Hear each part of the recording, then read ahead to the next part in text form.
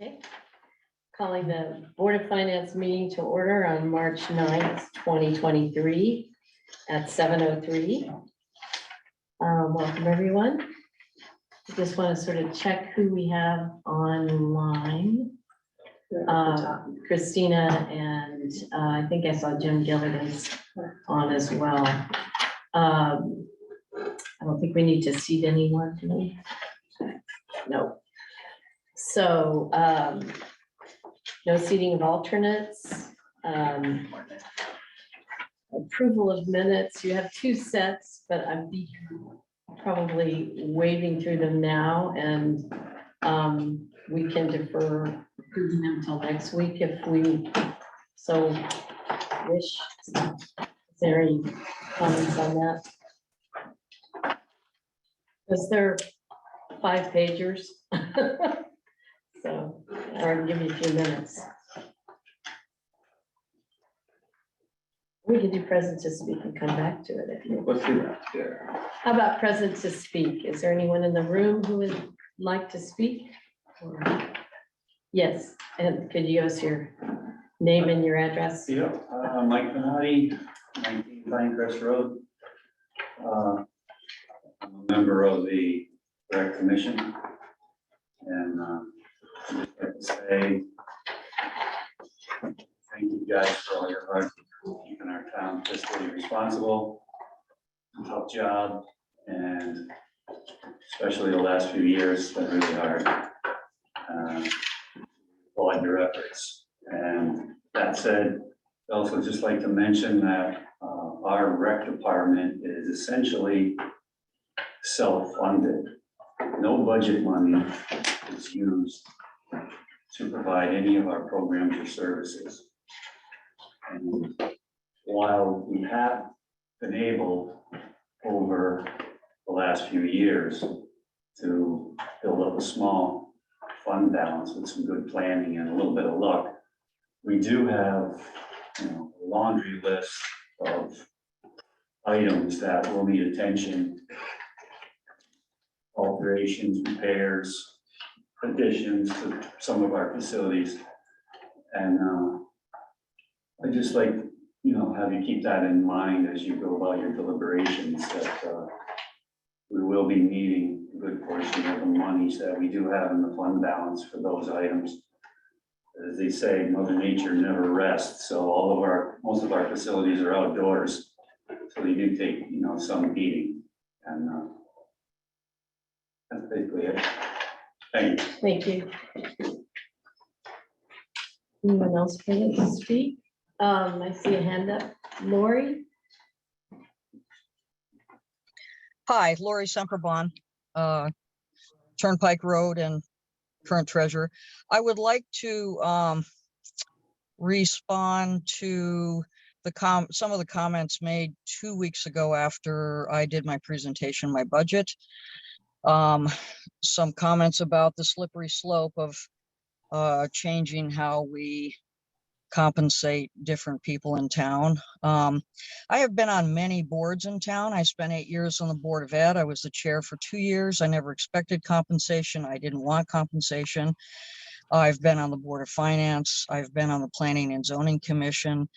I am currently on the Board of Assessment Appeals, and one of the comments is that these are all elected positions. I think the reason we have compensation there is it's a state mandate, but we've had multiple meetings and no one's ever said we should be getting more money for this. It's just a fund amount that is given out, but I wouldn't necessarily even expect that, but I know it's mandated. And I think the two selectmen are in the same position. It's an amount because they put in, a lot of meeting time or whatever. But I think the treasurer and the registrars are a different case. And I think that, I have to go into work and I have to do things as the registrars do. We have lots of requirements. And I'd also like to point out that we've had 2 bank changeovers in the almost 3 years I've been there. And the bank changeover to M&T Bank, some of you might be familiar with the fact that it wasn't very smooth. We have for years not had any fees on our banking. And we have fought and requested that as we've changed banks, because it's changed many times. And when M&T Bank took over, they said we would have a no fee structure for 1 year. That 1 year is up in August. And I'm not super confident that they're not going to start charging us fees, which means that the treasurer would have to go out and find another bank, do all the paperwork for all of the accounts we have. It's a major job. We get account analysis every month, and the fees that the bank would charge us if we were being charged is $4,000 to $8,000 per month in bank fees. And we don't pay those because we're grandfathered and we have this 1 year. So I just wanted you to be aware that, I think the registrars and the treasurer are a different situation than many of the other elected positions. I'm expected to go in and do a certain amount of work, and I just wanted you to understand it is a little different. I'm on the Board of Assessment Appeals. I'm not even sure why it's paid other than a state mandate, and I would do the job if it weren't paid.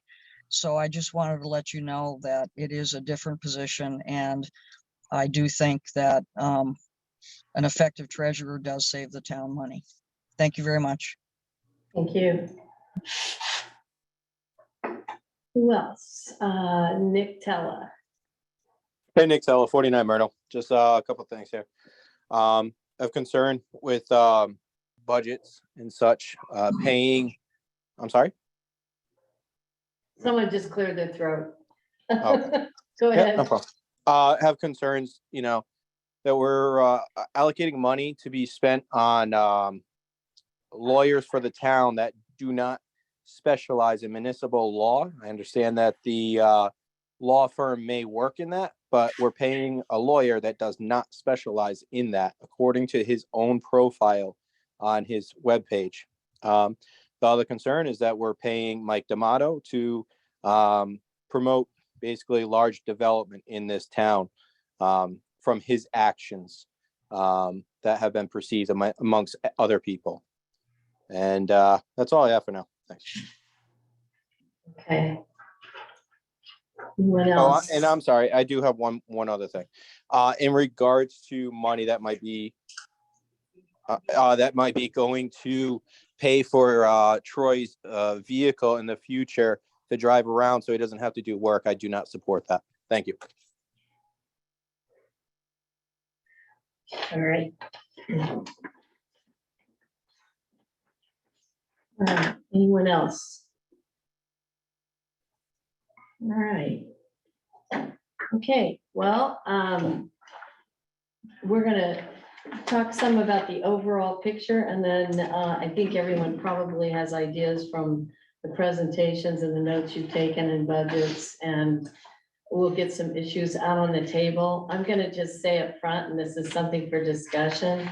I suspect tonight's gonna be slow and maybe not as long of a night, but I think we're gonna need the 23rd. I don't know that we can do everything, including appropriations.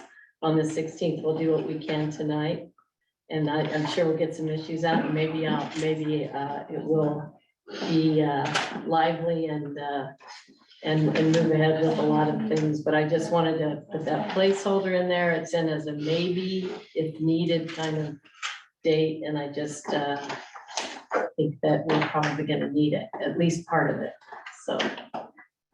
Did you want to circle back to approve the minutes? I do, let's do. So approval of minutes, I move that we approve the minutes of February 9th. is there a second? I'll second. Okay. Does Any it matter if discussion? They're in order because it was February 2nd first and then February 9th. Oh, I got. Did you say February 9th? Yeah, because that's the one that I have on the top of the stack. It's I didn't know if it okay, mattered. it's okay, well, Okay. just, Thank we'll you. just swap them. Okay, is there any discussion on the minutes of the 9th? Any changes or anything like that? Let's see. Let's see in mine.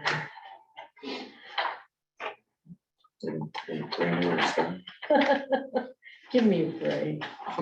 No, there was one reference, I think it's on, it might be on the second.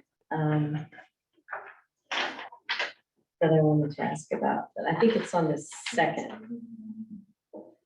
So let's go ahead and do the 9th. Okay, all in favor of approving the minutes for February 9th? Wait a minute, do it roll call. Well, I'm gonna abstain anyway, so Oh. you're gonna do a roll call because I came in halfway through that. minute. What's the real thing on that? No matter what, it's roll call? If it's not a unanimous, if you're in a hybrid meeting or a remote meeting and it's not a unanimous vote, you must do a roll call vote. Right.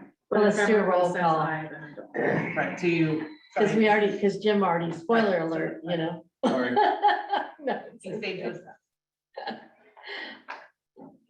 Sam, you want to take the roll? Sure. Christina, Yes. Jim, Marshall, I will abstain. Joe, Yes. Jeff, Yes. Peter, Yes. Steph. Yes.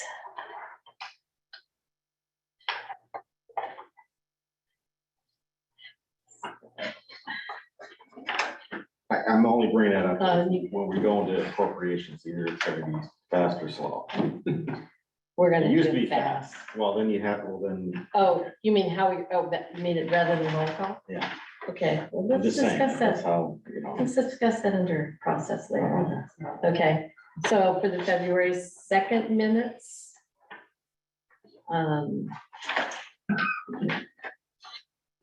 Is there a motion to approve those? I'll make a motion, we accept the minutes of February 2nd, 2023. Is there a second? Second.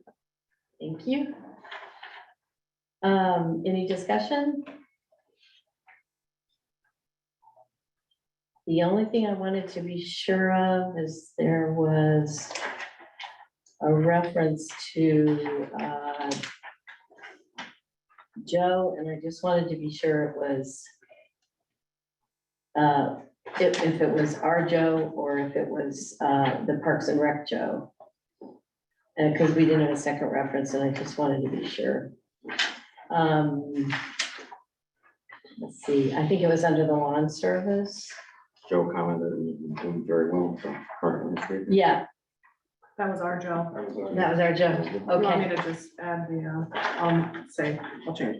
well, it's okay because we don't introduce the other one, but he was here and he did say a couple things, so I just wanted to be absolutely sure. Yeah. Okay, so shall we call the vote for, no, I think it's okay, I think she, because, it's Joe Sherrill, he's in the cast of characters box, so. We only have to designate if it's Jim G or Jim M. Okay. All in favor of approving the minutes of February 2nd? Aye. Aye. Aye. All opposed? Okay. That, I don't think we have to do that one, do we? Nope, nope. Okay. Seemed like we got them all. Righty. So, so anyway, I did my little praise seed.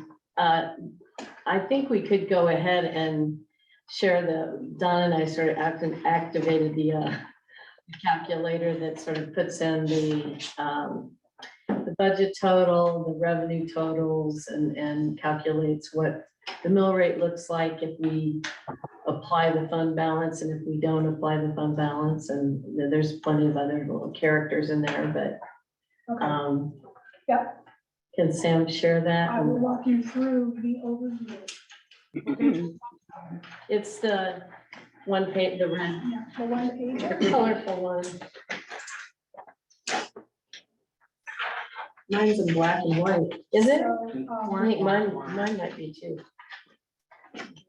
Where it is. Anybody missing a copy of the ribbons? I did it in black and white. Sorry. And it's okay. I just want to be sure. I emailed it to you in color, so when you. Oh, she emailed it to me. I just want to be sure everyone has it. Do you have it, Christina? I think I'm not sure we have it. I'm not sure we have Did it. I not print that one? So maybe throw it up on the screen. Yep. Sorry about that. I'm sure our viewing audience will be interested. Oh, yeah. Ooh, My you flash can drive read that, wasn't can't in you? the printer for some reason. Maybe we can enlarge it and just scroll up and down on it, because it's not a huge one. This is one I printed off at home without my color. So, So the red box at the top is a summary of the expenditures that we have so far. So that's 3 lines of expenditures: general government, Bill's budget, K through 8, Region 19, and the general government budget numbers are coming from the packet that you looked at last week. okay.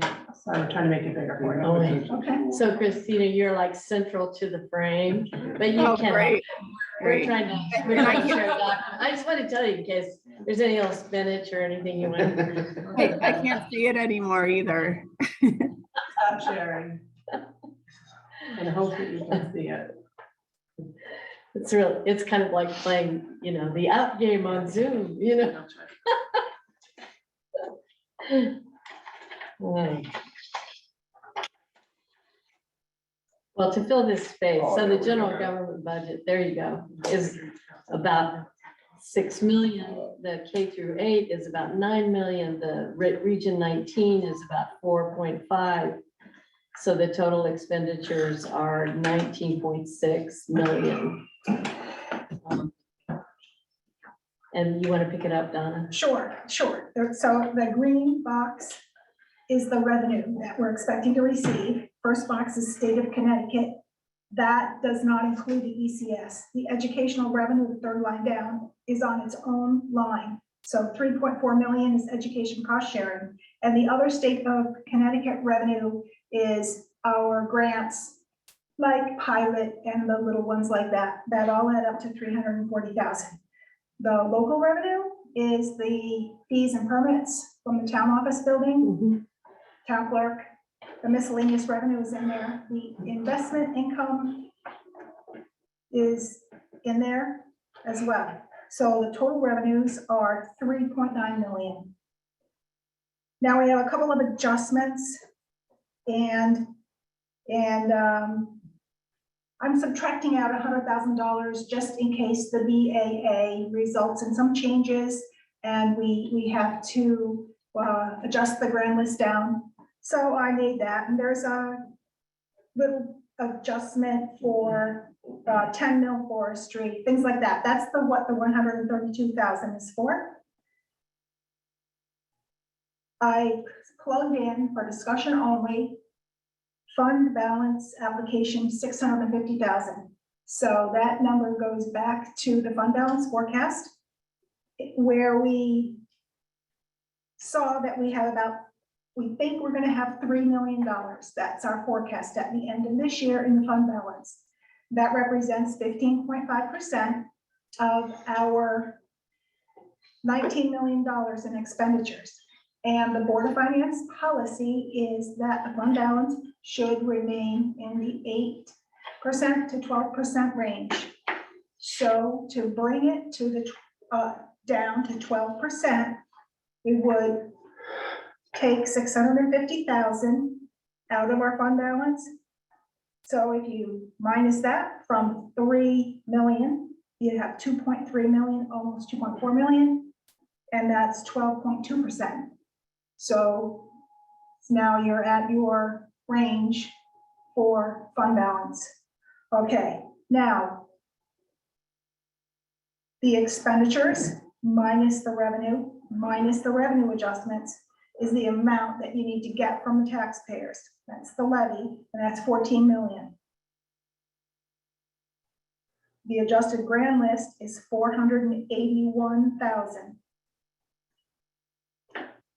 The collection rate is 99 cents. Percent. Yeah, percent, thank you. Now to get to the mill rate, the formula is the levy divided by the grand list, divided by 0.99 times 1,000. When you do that, you come up with 31.15 mils. The current mill rate is 31.27. So you are a little less by about 0.12 mils. That's your current situation. So this year's this year's fund balance Yes. is what? What's the So FY '22 or '23, the year that closed or the year year that that's closed? The projection for the end of FY '23. the projection for FY '23 Mm-hmm. is $3 million. Fund Okay, balance. all right.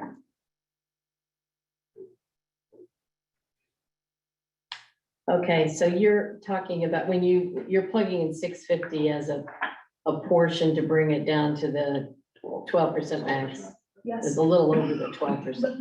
Yeah, okay. And applying all of that, okay. But we could play with that somewhat in terms of capital reserve or something like that, given what we know is ahead. When you say. Like, play we with don't the need fund to apply balance, that much. Or we should. I think because of the policy, I would apply that much. I think I would increase the spending. Mhm. I would increase the mill rate. Increase the spending, and I would put the money in a reserve fund. And save it. Okay, I think you and I have talked about opinions on that before, but that's where the play is That's where the. play figuring is. out what to do That's there. for you Okay. to, all you to figure out. Could I ask you why you go from the 132, for revenue adjustments, you cut 20,000 off that, and the second column of figures that shows a different scenario? Yeah, I was playing around with it. I'm gonna tweak this. So I took, You didn't mean to do that, or you did mean to do that? no, it has to do, the revenue adjustment all has to do with Wellington Woods, because they are capped at $20,000. That's why I took out the 20,000, because I just did it a different way, and I left the assessment for Wellington Woods in the grand list number, which I think is the way this assessor is doing it. Okay, So anyway, that's all I was trying to do. And then I said, okay, what does it look like if you put $600,000 to apply from fund balance? Mhm. Okay, thank you. Did anyone have any questions on this, or anything you want to raise about that? We'll be playing with that more next meeting and the meeting after that even, maybe. So, what's the column header for column 2? Row C there. Nothing. Yeah, well, I was just wondering what you had adjusted in that column. Is it, you said you were playing with numbers for the second column. Yeah, And I was wondering where The application from fund balance. what was that? I was playing with the fund balance. Okay. I was changing the fund balance around just to see what it would do. Oh, But I think that you should follow your policy. yes. But if we restored that 20,000, it would be, that calculation would be a little different. Yes, it would be a little different. Yeah, okay.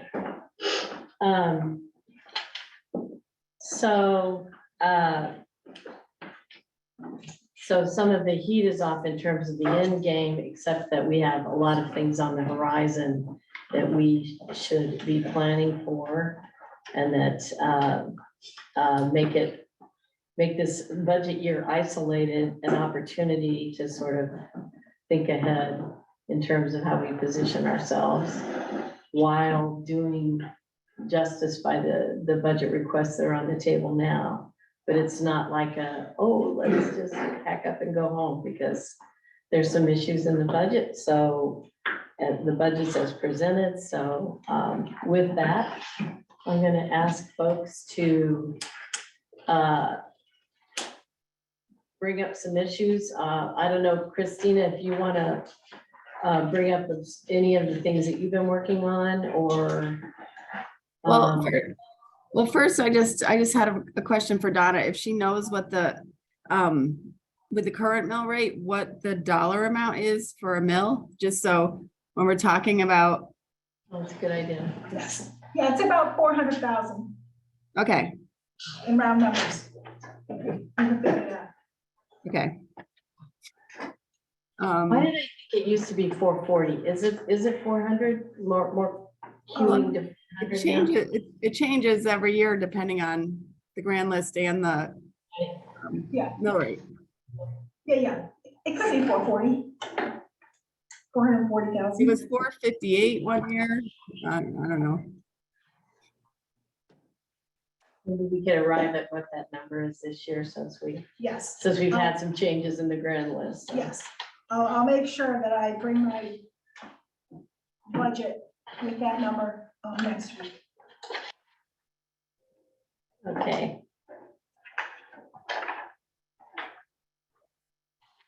Okay. Any other questions about that? I'm sorry. Did anyone else have anything? Okay. So we can, I don't know if you all want to zero in on the things, I mean, we can work off of the 5-year look back that you should have from previously. What? From our last. package. Yeah. And we do have the probate number in late today, and it's 3,976.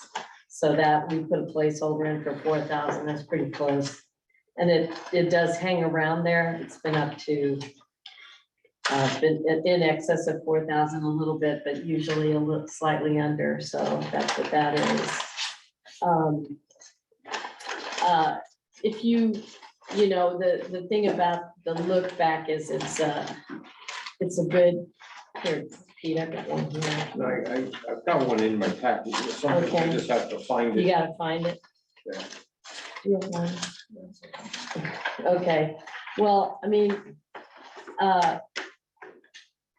some of the budget, like the number of increase doesn't sell everything, Jenny's got a situation where she had a long time volunteer at the senior center who was, I don't know, we should have appointed her goddess or something, but she stepped down. We replaced her with a staff position that's 30 hours, right? 25. And so that's like a situation that affects her budget. But we have other cases where there's growth over the last few years that's kind of arresting. And I would say, Lori talked a little bit in present to speak about the treasurer's position. That's a new development because of the reorganization in finance. And Lori's, the treasurer's job the elected treasurer's job went from a sort of presumption of being like, 20 hours, 25 hours of a week to a placeholder of 5 hours a week. She's saying she's kept track of her hours. She's saying in actuality, it's been more like closer to 8, between 7.5 and 8. So, so her budget increase looks like a lot, but then if you look at a year before, it was minus 78%. Yeah, so this time it's a small budget. She's, requesting going from 7,300 to 11,000. So that's an example of how the numbers can tell everything. But we have I would say, a couple of budgets of concern where we've had double-digit increases, and Parks and Rec is one, except this year there's a lower request. And I talked a little bit about human services. The ambulance service has grown quite a bit. This is one where the numbers don't relay everything. It's this year, it's a 26.4% increase, 140,000 over the transfer out from the current fiscal year, but in the current fiscal year shows a negative. That's because we applied about roughly 90,000 in revenue to that, from other funds to bring that down. That's why that's as low as it was. The original ask, I think, was, I don't have the actual number, but I think it was around 618,000. So that's a little bit of a confusion there in that growth in the ambulance service. And then Wellington One's original increase, I think, was around 17% or 18%.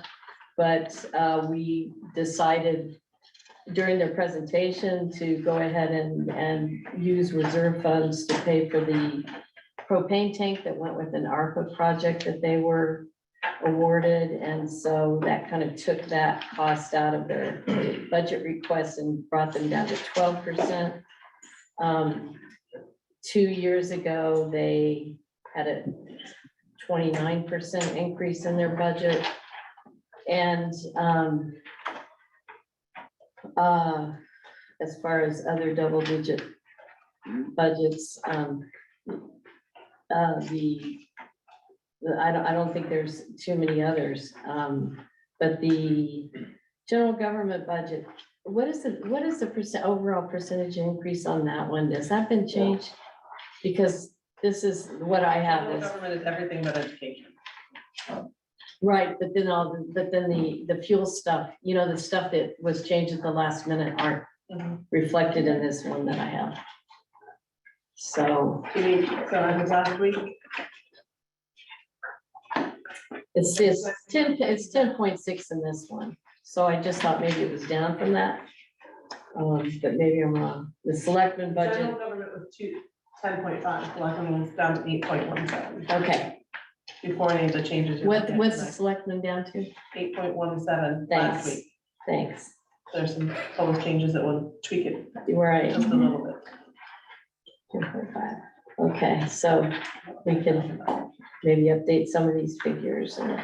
Okay, so with that, the floor is open to you all.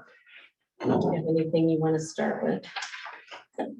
I just to open discussion, I had two lines that I was interested in mostly. Okay, The registrars, I think that the registrars, we need to take into account that the early voting bill looks like it's gonna pass, and there's gonna be a huge increase there, and I don't remember whether or not they worked that into their budget. they did not, they And I did, oh, I'm sorry. Yeah, I think that we should probably be prudent and add that in. I remember that Suzanne put a 10,000 projected placeholder, and it sounded reasonable given what they're up against if early We're gonna voting get, yeah, is we're passed, gonna because it's definitely more it's gonna hammer up. more poll time and more, yeah, more It's gonna be a action lot more registrar time. running into it, so.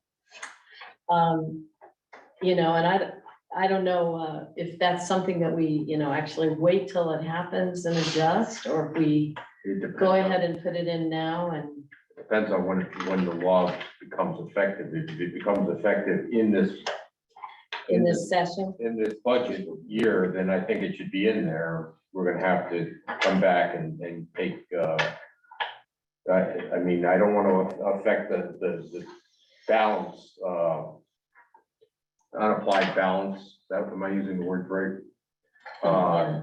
That we've already knocked down to 12% because we're using it to budget that way and then say, we're trying to maintain 12 and we're gonna just cut into that more because we didn't budget for the registrars on legislation that we saw coming. And I, from what I understand, this is the party in power is hot on this one. I believe, when they were presenting, they said that the target is for municipals, right? Yeah, You know, so that's, just That's- coming yeah. in November. right. Yeah, But that would affect so I think that, August, as early as August. I think that we ought to be worried about that registrar line. Potentially.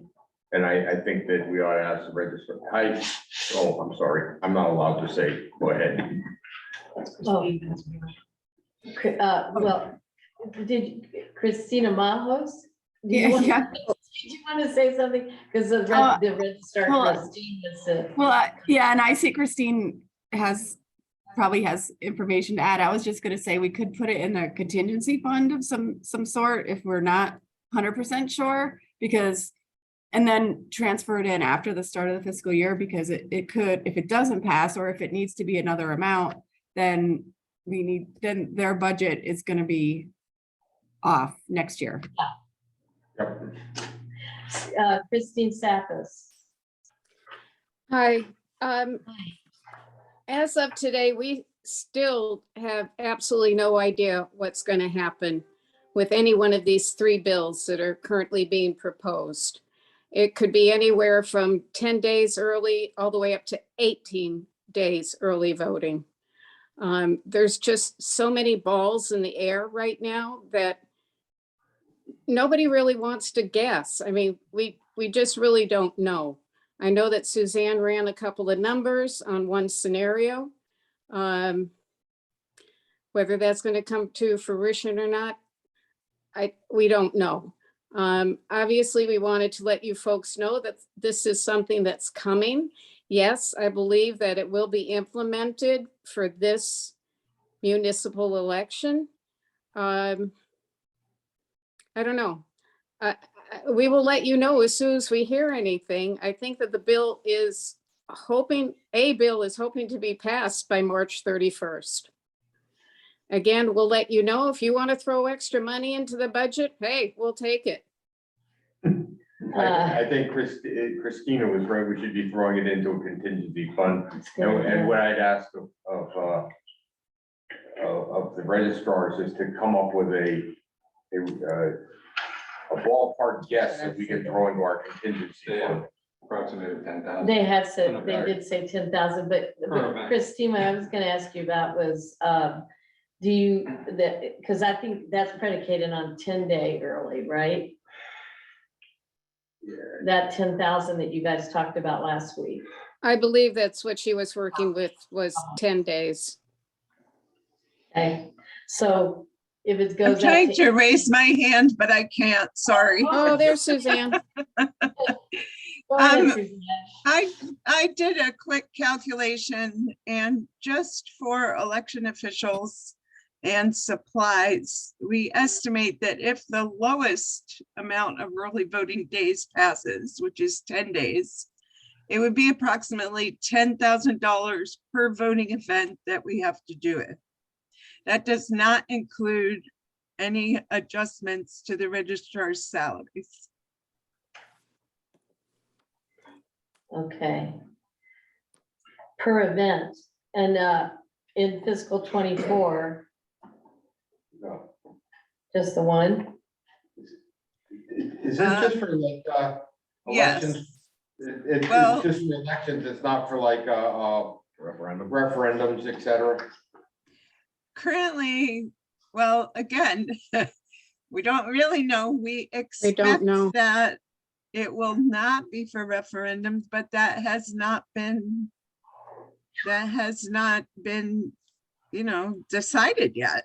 We're hoping that it's only for elections, but it's possible that it's going to be for primaries and elections. So Oh, primaries, I forgot about. the freaking So, primaries. Suzanne, you said it's for election officials and supplies. That means officials other than the registrars? Yes, Yeah. yes, Okay. because we'll need people to work I believe and I'm sorry, I'm not prepared, I don't have my paperwork with me, but I believe that if it's 10 days of early voting, it's 88 hours of operation per event. And so we'll need to hire election officials to help with that. Okay. All right, I would recommend that you look at that 10K figure. And figure the registrar's timing, because you guys are gonna be, it's gonna be, I'm assuming it's gonna up your game quite a bit too in terms of per event hours. So can you factor that in? I guess, oh, sorry, Suzanne. I guess, Stephanie, at this point, my feeling is, I don't know how we can guess. Right. I just don't know whether 10 days means we have to be in the office, or we have to be there for folks to come in from 8 a.m. until 6 p.m., 7 a.m. until 7 p.m. We don't know. Okay. But, so the election officials is poll workers that, that you've got, you can guess that. When you say that, the projection includes election officials and supplies. I'm just wondering how that plays out. I know we talked about town hall office hours and all kinds of things that could be affected. If you have to, if we, depending on what the bill does. So it's guesswork, but I guess I just want to be sure the registrars, you guys, we have a placeholder for a 2.75 increase for you guys, right? That's commensurate with the town employees increase. And that's it, right? Right. I think the problem currently is that with the numbers that I put together, I looked at the bill that Secretary is sort of supporting. And in that bill, it calls for 88 hours. What we do not know is what's going to be required for preparation and record keeping because of that. And that's what, like Christine said, there's so many things up in the air. You're talking about new software modules, new technology, so we just don't know how our time is going to be affected beyond that 88 hours. Okay. It appears as though in the bill that Secretary is in favor of, that it's going to be 10 days prior to the election, 10 a.m. to 6 p.m. to the last Wednesday and Thursday prior to the election. I think it's 8 a.m. to 8 p.m., something like that. So that's really all. We tried to come up with an estimate based on the things that we think will happen, but we just can't. I don't know. Okay. It No. makes our brains want to explode when we try and think about how it's going to affect everything else. It's complex, it sounds like. Thank you Yes, so much. very, very complex. Both of you being online and answering our questions. Thanks. Can I make a suggestion? That Yeah. we put $50,000 into the contingency, and then it's just at $10,000 add, because it's a contingency, it's not, we don't have to spend it. But if we don't plan for it, we're gonna be hurting. Sounds like a wise act to me. Any other thoughts? Erica, did you have something you were wanted to say? Oh, okay. No talking in class. Okay. Moving on.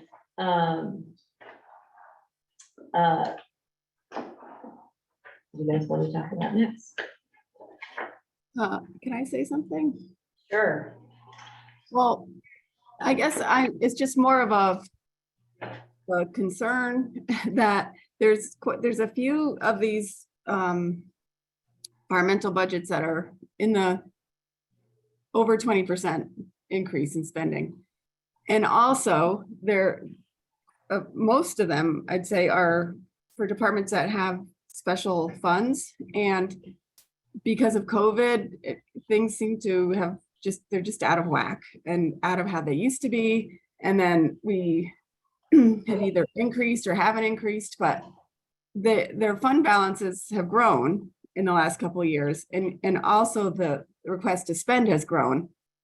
So but that's telling me that they haven't spent what they should have spent in the prior years. So I think that we could spend some of these fund balances down to avoid collecting more taxes to pay for it, if that makes sense. Yeah, there's a couple of them that I would look into, and I guess we've asked the library for some information. That's one I would look at, because if you guys could go, I think you have a revise on the library budget that you can look at in your packet.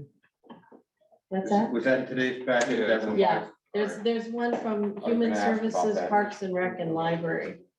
Wait a minute, Still waiting on some information on the ambulance budget. just reading the room. What's that? Did we have something revised from you, Jen? Yes. Yeah, Oh. I said Human Services. All right, I just, Why? she gave a look like, I I did, revised? I gave a look about my fund balance. It was unrelated to the budget. Oh, That's what information you're waiting on from you. Is it something from us? I think we've got some data that's coming over about Fund 17 and what I mean, we could, if you guys could update some of the stuff that you gave us last year, it would be great, like, total number of calls, mutual aid calls, you did that little chart for us. But we're looking at, the genesis of the growth. I mean, it's all payroll pretty much, right? So, we can talk about some of it now since you're all here. I was gonna go to the library. Let me just kind of follow the library and come back, since I didn't see you actually until you spoke up. I'm sorry, I was Sorry, Alex. Andy's hiding behind the pillar. I know, he's not really, I can see him now. Okay, so on the library, and so if you look at fiscal year 22, the gray column there on the left, the transfer from the town to the library was 225,000, and they spent 200,000. So they spent they had like 25,000 underspent there. There's a document where the board chair lays out some of why that was underspent. Now, some things kind of got pushed off. There was a hiring situation that got pushed off. I think for the assistant for program work was not done then. And there was also, which they've got in their budget request for fiscal year 24. But the other thing I noticed in that was the revenues were running like, around 14,000 that year. This year, they're trending by the end of February last month, just a week ago, 1 or 2 weeks. It was, it's like at 36,000. So in revenues that they're taking in. Now, I would caution us to not look at the grant money as something that you could call free and clear revenue, because it's usually attached to earmarked spending for a certain program or a certain expansion of services in some way. So that's 20,000 and 36 is that. The other, though, I don't know that it's earmarked. They're definitely open to looking at how much of that is, but I do think some of that stuff builds because, you know, the budget request for the year we're in went up to 242,000 from that 225 number. And yet, that 225 number was underspent and it was 200,000. So that it puts that 242 increase for this year into a pretty big increase in spending year over year. And then we're building on that again. Now it's almost up to 300,000. I would say that the library, if you look back further, let's see, on the 5-year look back, it's increased, you know, quite a bit, because they had a big increase the year before last, and last year was sizable too, but not in double digit figures, so. Yeah, I guess I'm looking at, if you go fiscal year 20, they were at 187. This year their request is 298. Hello, Yeah. are we gonna do a little Carmina Burana right in the middle of? Yes. Okay, well, it's pagan. I mean, at least there's that. It's $100,000 in growth in a 5-year period. So in a budget, that's a lot.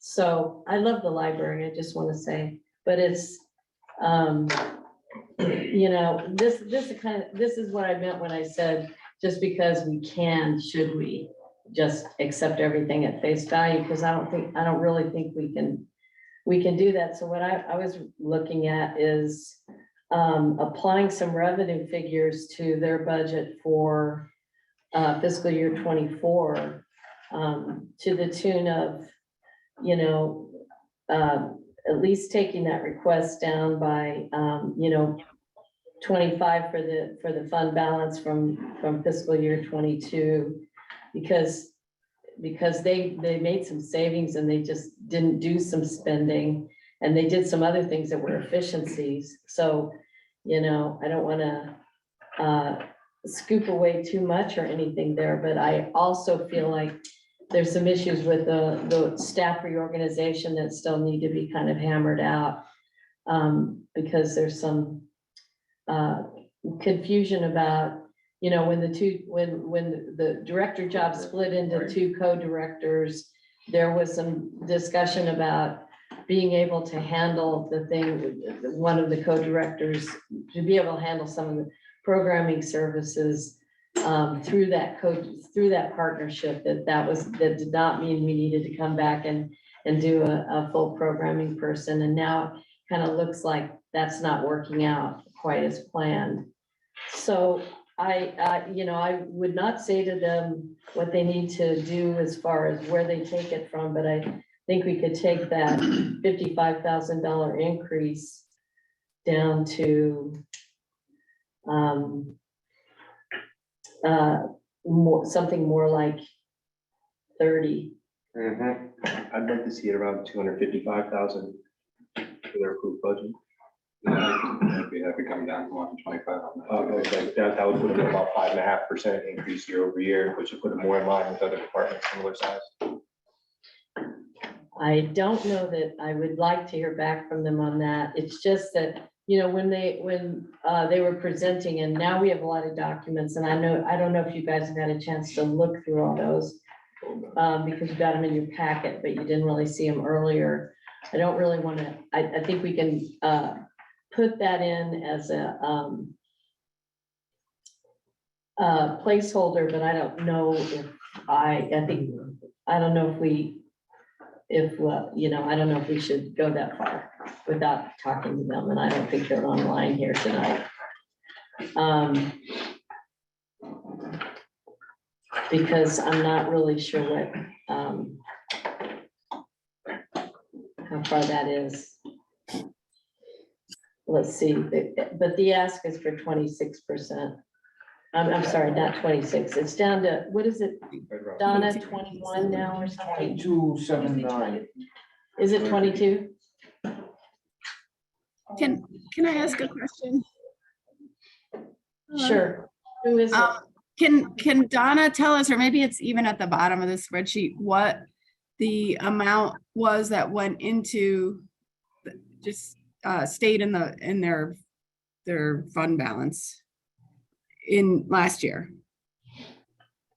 Like, so they asked for, the budget was for 220. Oh, I can't see it. You mean this one, No, last year. this fiscal year or last fiscal year? Well, I'm just curious about how much has gone unspent last year and what's projected for this year. So is that in the neighborhood of $30,000 or is it $100,000. Last year, $100,000? fiscal year 22 was 25,000 underspent. And she has a whole document explaining a lot of stuff that, you know, Yeah, that. yeah.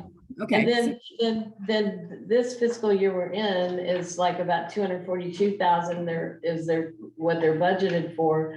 I think they're trending pretty close to that because they're about 2/3 in and they, you know, they're at, they've spent 100, almost 150.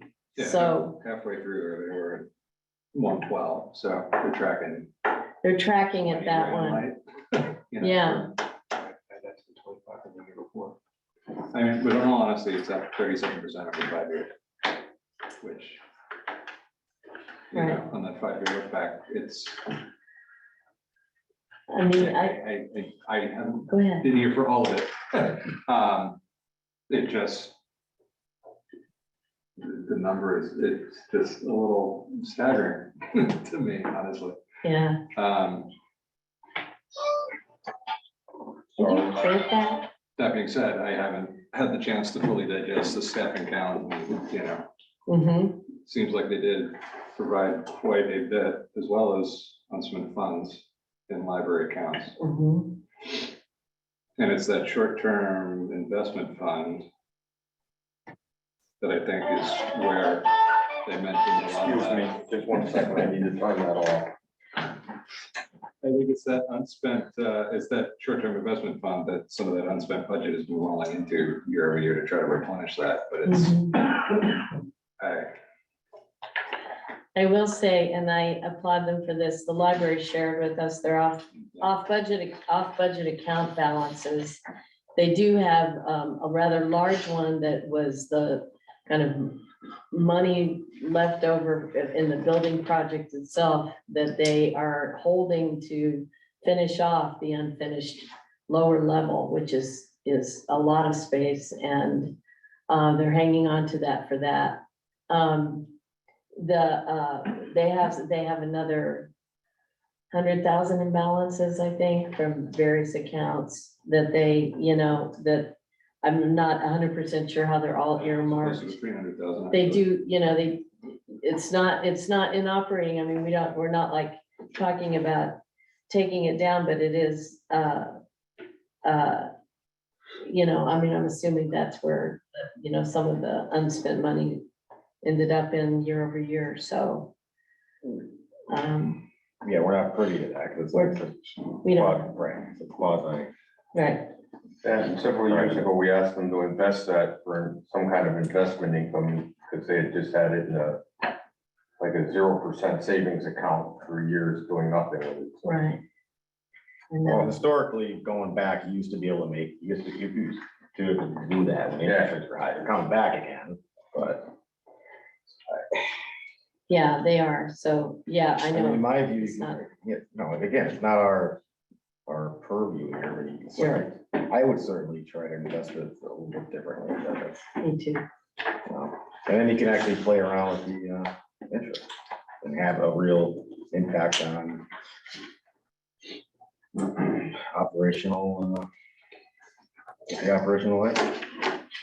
Okay. Anything more about the library? So let's hear back from them, but it sounds like we're thinking about a 25 to 30,000 reduction there in that request. Is that a good recap? I would like You're- to see you wanna see- I would like to see almost double that number. And almost on it flat. What's that? I'd almost on it flat, to be honest. I'd love to do that, but we can discuss that further. I want to digest this information. Yeah, I would like us to do that. Because I think there's a lot of information there. Okay. What about, did you have something to say, Pete? Yeah, I've moved on a topic though, is it? Oh, you move on to another budget? Yes, Oh, which, I didn't, No, what I will, I just, before we close that out, Pete, I just say, I don't know how, I know some of this is a lot to pull together, but getting it sooner than now, you know, but just in general, particularly because we are tight on time, and this kind of goes across the board. It would be helpful. yeah, we have a little bit of a problem with getting some information, so, So now we can. go deep. okay. I know in the past, what we said is, priorities within departments are up to that department, so if we can't fund at a level that you're requesting, you need to decide what to cut. We're not gonna tell you. Yeah, no, that's absolutely right. Yeah. That's absolutely right. Okay. Let's see. Of the other revised budgets. Well, let's go ahead and go to Wellington one in the ambulance. But I don't know if I have it. Gosh. What's it there? Yeah.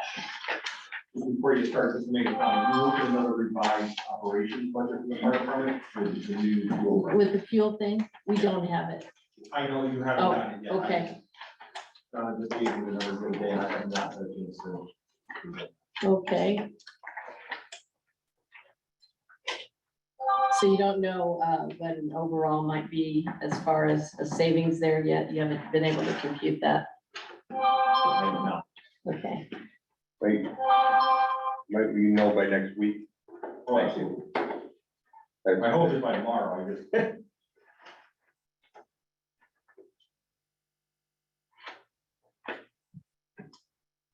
The fire department. I saw this, and now I can't find it. I have to go back in here. Sorry, guys, we have a lot of paper here. You're doing fine. I'm happy I'm not this, are you? I'm actually thrilled. Thanks, Jeff. Was that a statement of support? Yes. Yes. I give the same statement. Didn't feel like it. Okay. I am having trouble pulling this up.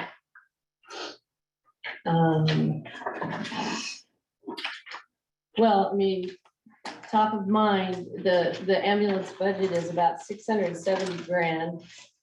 And the request, and that, you know, that's 140,000 more than last year, except if you factor in, we use the tower revenue to offset, that was 30,000. And then usually we do sort of we've been doing a sort of status quo, 10,000 from Fund 17 toward, you know, revenues toward the ambulance budget. This fiscal year, we did 60,000. So that isn't something that was supposed to be sort of a one-time addressing it. Not a sort of in perpetuity idea, because tell me if I'm wrong, Fund 17 does some financing of payroll, but we were, but its primary purpose is to be the, you know, a holding fund that is going to be used for investment in replacing of fire trucks and ambulances and all the vehicles, which are they're skyrocketing now. It's like, no, we're out of six figures and we're into seven figures. So, you know, what do you all, we can hear from Alex, but I mean, here's what I would like to know. Yep. Frankly, I would like to see the ambulance service be sort of, expenditures and revenue kind of budgeting so that we can see what the revenue figures are. We can see what the expenses are. There's just a whole lot of kind of, we don't have a full light overhead with the ambulance budget. I mean, it's really hard for us. And especially when there's been these increases that, you guys come in for to the town, that, because we're like not trying to be, we love the services in town and we love the first responders and everything. It's just that we're looking at what's fiscally responsible for the taxpayer and the town as a size town it is. And what we're not seeing is, I mean, that's a huge increase. We're also, just to be clear about this, there's no one on the town side who's at the table during your contract negotiations. So we have virtually no say in what happens with the payroll, except that, is it something that we can just sign off on that big of an increase? So I don't know So, if you have something. I'm gonna just back up real quick. These are Context, larger yeah. increases that's coming to the Board of Finance before they happen. So there was a payroll step jump back in the middle of last year. Before that happened, we came to the Board of Finance. I'm sorry. So there was a payroll jump because of COVID, where all the departments around us were jumping their payroll, Mhm. that we had no choice but to increase ours as well. That came to the Board of Finance before it happened. Any of these increases that we've done has come to the Board of Finance. So it's not, we're trying to be as transparent as we absolutely can. The payroll increase, we've had members of the Board of Selectmen or the Board of Finance sit on contract negotiations before. We did negotiations here, or the last year. So is somebody gonna be invited this year when we do negotiations? Absolutely. But those contracts don't happen, that doesn't happen until May or so. And I know that's COVID kind of hit with the minimum wage steps also. Yes. So that has an effect on Healthcare our in general- contracts. Yeah. Healthcare in general is just skyrocketing out of control.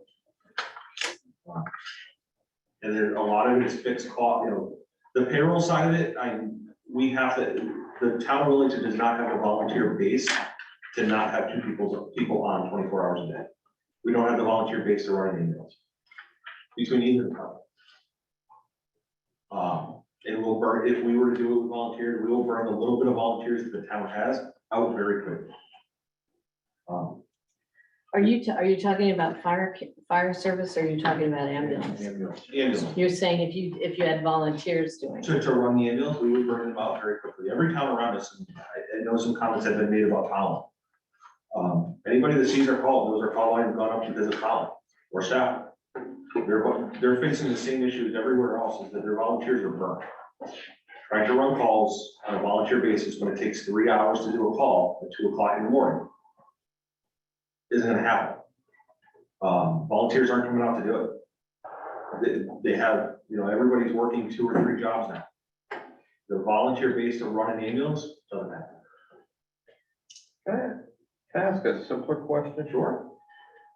We have a line 17 here, transfer out ambulance PR, then transfer out ambulance Wellington 1, and then transfer out ambulance. Well, that's just a Wellington Hill. mistake. Yeah, that's a Just take typo. the ambulance Yeah, out of scratch the the 2 ambulance out. after the first one you see. Yes, So it's transfer out PR.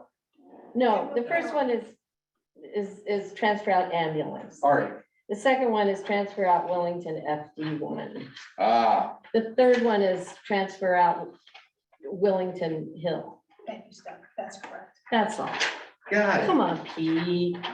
No, I just read the words Calibrate. on the paper and I was confused. Okay, Sorry. I'm sorry. And last year when we were doing the budget, one of our concerns was we understand why the money came out of Fund 17, the additional. But we knew coming to this year that was going to be a bigger concern of how do we make up that 60,000 difference? And it was said back then that we still had a 3% increase, or roughly a 3%, because we don't know, we go contract, we have to go to negotiations. So we budgeted at 3%, knowing that, we've never gone higher than 3%. I can't say that one.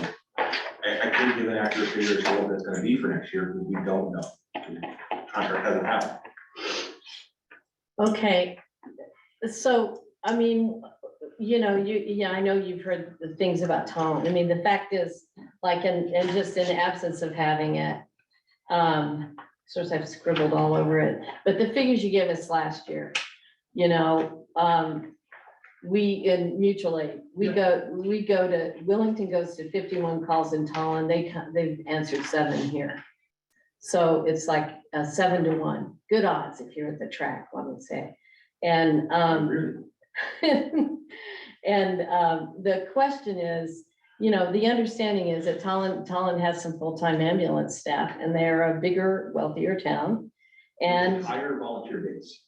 they have a higher volunteer base, okay, but they don't staff overnight, they just staff daytime ambulance. With paid personnel. Pardon me? With paid personnel? Right, and that's what we do, I'm sorry. and that we have paid personnel on our end, all of them are, right? Yeah. Okay, so the question is that something that we should continue to be providing, given that the mutual aid, because it's not like overall mutual aid, if you take out Yukon, because Yukon does a lot of calls here that we don't reciprocate, but that's not like a small town. And that's a state organization, but if you take out Yukon, which is sort of an anomaly in this, Wellington's, kind of 60-40 in the mutual aid game, which isn't like a horrendous disparity, but in some towns it is. I mean, in Stafford, we answered 2 calls to their 1. In Mansfield, it's a wash because there's only a handful of calls. We've gone to 3. They've come here for 2. Ashford, we're 8-to-1. So the ratio is, And I just want to reiterate from like. okay, go ahead. Was, that's by the ambulances that come in here are by design. Usually, so where we go to Ashford, we don't call Ashford because they don't have paid staff. We concentrate on making sure to get an ambulance here that is going to get here quicker. So that's why we concentrate on using Yukon or now Stafford, and now the Stafford primarily staffed at night. Tallinn, we don't call Tallinn as much as we used to because they don't have the staffing and they don't get out. And that's unfortunately with mutual aid, that's how it is. That's why we go usually to other places. Is because do we have the staff? Yes. We've never said no because that revenue comes in and goes into Fund 17. Yeah, but see, that's the rub. I It's a understand quarter of the cost of running the ambulance It comes is in. actually a quarter of it. The 3/4 goes to the taxpayer. I absolutely agree with you. Okay, But it's that if we didn't do those other calls, it'd be much less than that quarter. Is what we have to remember. Is that if we're not going to those calls in Tallinn or Union or Stafford or Ashford, that money into Fund 17 drops, and then it's a trickle down effect of where do you get the money when we have to replace an engine, when we have to replace a fire truck. Fund 17 was never designed to cover care. It was never set up that way. Stephanie? Lisa? The town of Wellington was never designed to cover the private business of the Wellington Fire Department either. Oh, I'm sorry, are you done? Do you mean the ambulance service or do you mean the? I meant the ambulance service, sorry. I had a question for Alex. Mutual aid rules, are those written by the state or are those As far as. as far as who we're going to, who we call, that kind of thing? Or is that an agreement made between each individual department? Between the departments. Okay, It's set up through the discussion. yeah, all right. So Pete, can I say something to you? So there is a, Alex, tell me what it is, or it's, or it's a PSA, what is it called? Yeah, it's a primary service area. So it's not Yeah. primary, it's provisional, right? No, it's primary. And so those contracts, Pete, just so you're clear, towns can engage in a PSA, but they don't have to pay any money. Yeah, no, I understand about the PSAs. I was just wondering So, about. so, the, so my question is, if a town can engage in a PSA where they don't have to pay any money, why should we? But you have to provide, you have to find a provider that's going to cover it. You have to have. Right. That's right, but you guys That's only all. do BLS. I never Yeah. knew that. I never knew that. So we have to have ALS come out to a call anyway, Right, but you gotta have the ambulance there, the ALS doesn't do you any good. but we have it. We Yeah, have people that cover ALS. We don't get ALS from Willington unless they get a paramedic. And the paramedics come out of New London. no, they come out of They come Wyndham. out of Wyndham Hospital or they come out of Rockville. Well, okay, but it's out of AMR in New London, right? So Oh, it's fine that they're out of Wyndham, but I mean, no, you don't, Wyndham- you don't Wyndham- run a, you don't run a paramedic every time.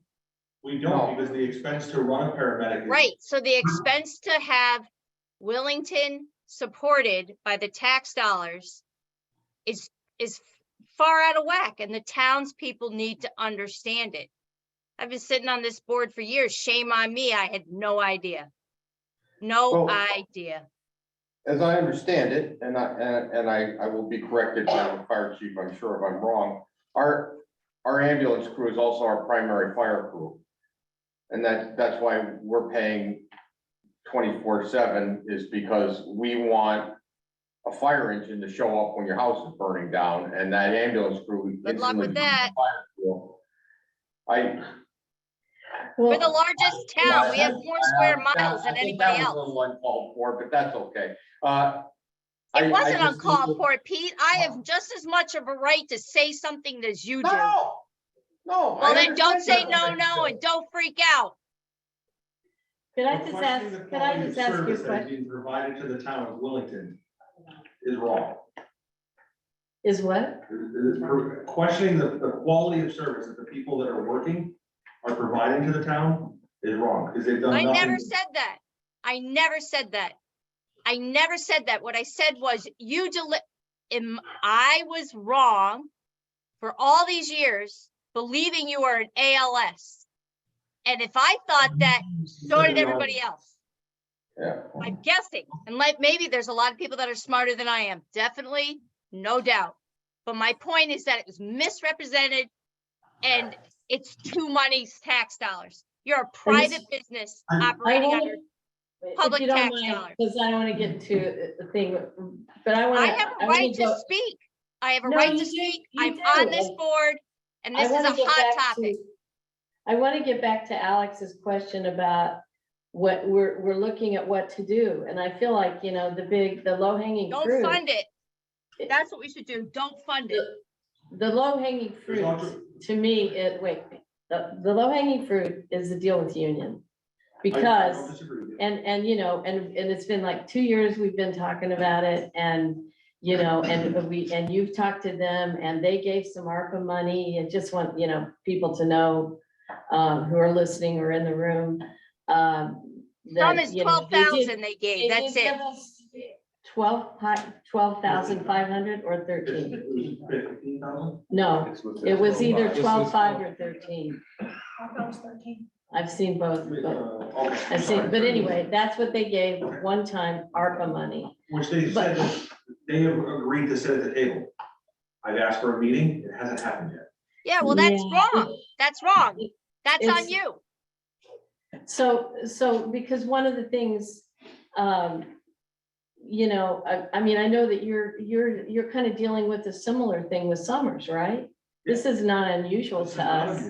So they're asking Stafford to It hasn't. kick in for their paramedic services on your calls in Stafford, Yep, right? and again, last night, I asked them for a meeting. We were in a meeting together for something at Johnson Hospital. Mhm. And asked again for a meeting date. So hopefully by this time next week, I'll know what a date is gonna be, but I don't know when that is yet. Okay, I would just kick that into high gear because, because I think we're in a position that we we need to carve down that request. And. I have another question. Okay, just a minute, Lisa. All right. So you know, we need to carve down that request. And there's not too many pressure points that we can hit on here, so. I so also if- think we need to, I also think what we need to do is not have a 4 full-time staff if that means that we're paying all the money for that. Like, that's not a good plan for Wellington. That's not a win-win. That is not a win-win. So you guys all came out with 4 full-timers and now we become the mutual aid backbone. And we're paying for that service. What if some people want to pay for a school instead or pay for other services? It's not fair and equitable. It is not self-sustaining and it is not fair. I do want to ask you about that. In the payroll for 24/7 ambulance service, does it work out that, because what is the schedule for, how are they scheduled to do that? Because you only got 4 There's guys. 2 people, so the balance of it's with per diem personnel. So the night shift with the ambulance with the fire department kicks in for the night shift. The second person on a night shift is a stipend to attract the volunteers. So that's the portion that in essence was always kicked in by the fire department as a stipend to attract a second person, a volunteer to be in the firehouse. So it's a firefighter EMT, Firefighter. okay. And And those are the qualifications. your full timers are, Firefighter EMTs. okay. They're cross-trained to do all aspects. Mhm. The 4 full-time guys all work, it's by their contract, because of sleep hours and stuff like that, it's considered a 52-hour week, because they have sleep hours that are built in there, because they work a 24-hour shift. Mhm.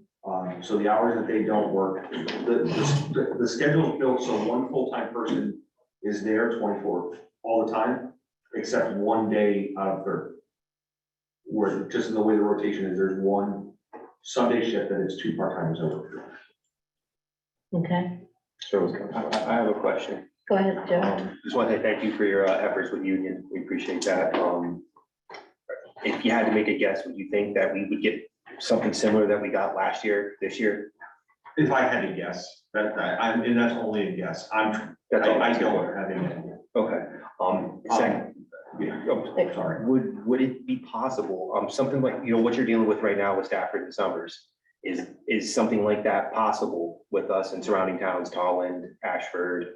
Because we provide the same service to them, no, I don't see that. Union's different because we own the PSA. Okay, We're the primary service area ambulance for them. gotcha. Because they're such a small town. I mean, we go there as many times we go to Tallinn, but Tallinn provides the same level of service as us. They're not gonna provide, they're not gonna work. It would be, if they were ALS or we were ALS, advanced life support, that's a different topic. That's right. That's right. We do that with Wyndham Hospital paramedic now, where we pay out of the recovery money that comes in.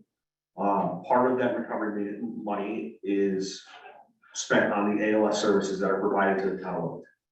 We do not go ALS, one, our call volume is low. It's not sustainable for a paramedic service. Right. Anybody seen the news? Stafford's looking at a $400,000 increase in the budget to put ALS in the town there. If they do their own service. That's why we have not approached that. Yeah, but we're paying $750,000. They're saying they would go 400K, or they would go to 400K to go from Just, an increase to go from Increase. BLS to ALS? yes. Yeah, their operating budget would be almost $1 million. For just the ambulance, not including fire. You don't need a BLS to be an ALS. Yes, you do. Well, it's one and the same. You want to argue about it? Well, I wanted to ask another question about that, though, the staffing, because is it necessary to staff 24 hours? We don't have the volunteer basis now. We don't have the volunteer basis. No, I mean, as far as what would happen to overnight calls, it would, because other people, no, other towns are doing that, Right. right? Stephanie's right. What we do is we bring in more mutual aid. We would bring in more mutual aid, which then you're waiting, so say it's on the, I'm gonna just use Village Hill roadside. Stafford's out on a call, It's 2 o'clock in the morning, you either have to wait for Colin to get up and get it approved. You come to be able to come across town 15 minutes. When the ambulance is sitting 4 minutes down the road.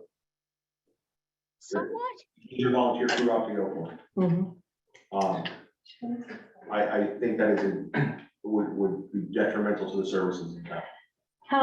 How much of an overtime budget do you have on the Very ambulance? minimal, very little. And that's because of the sort of, you know, Okay. first responder deal where you can schedule. Yeah, so He's when in.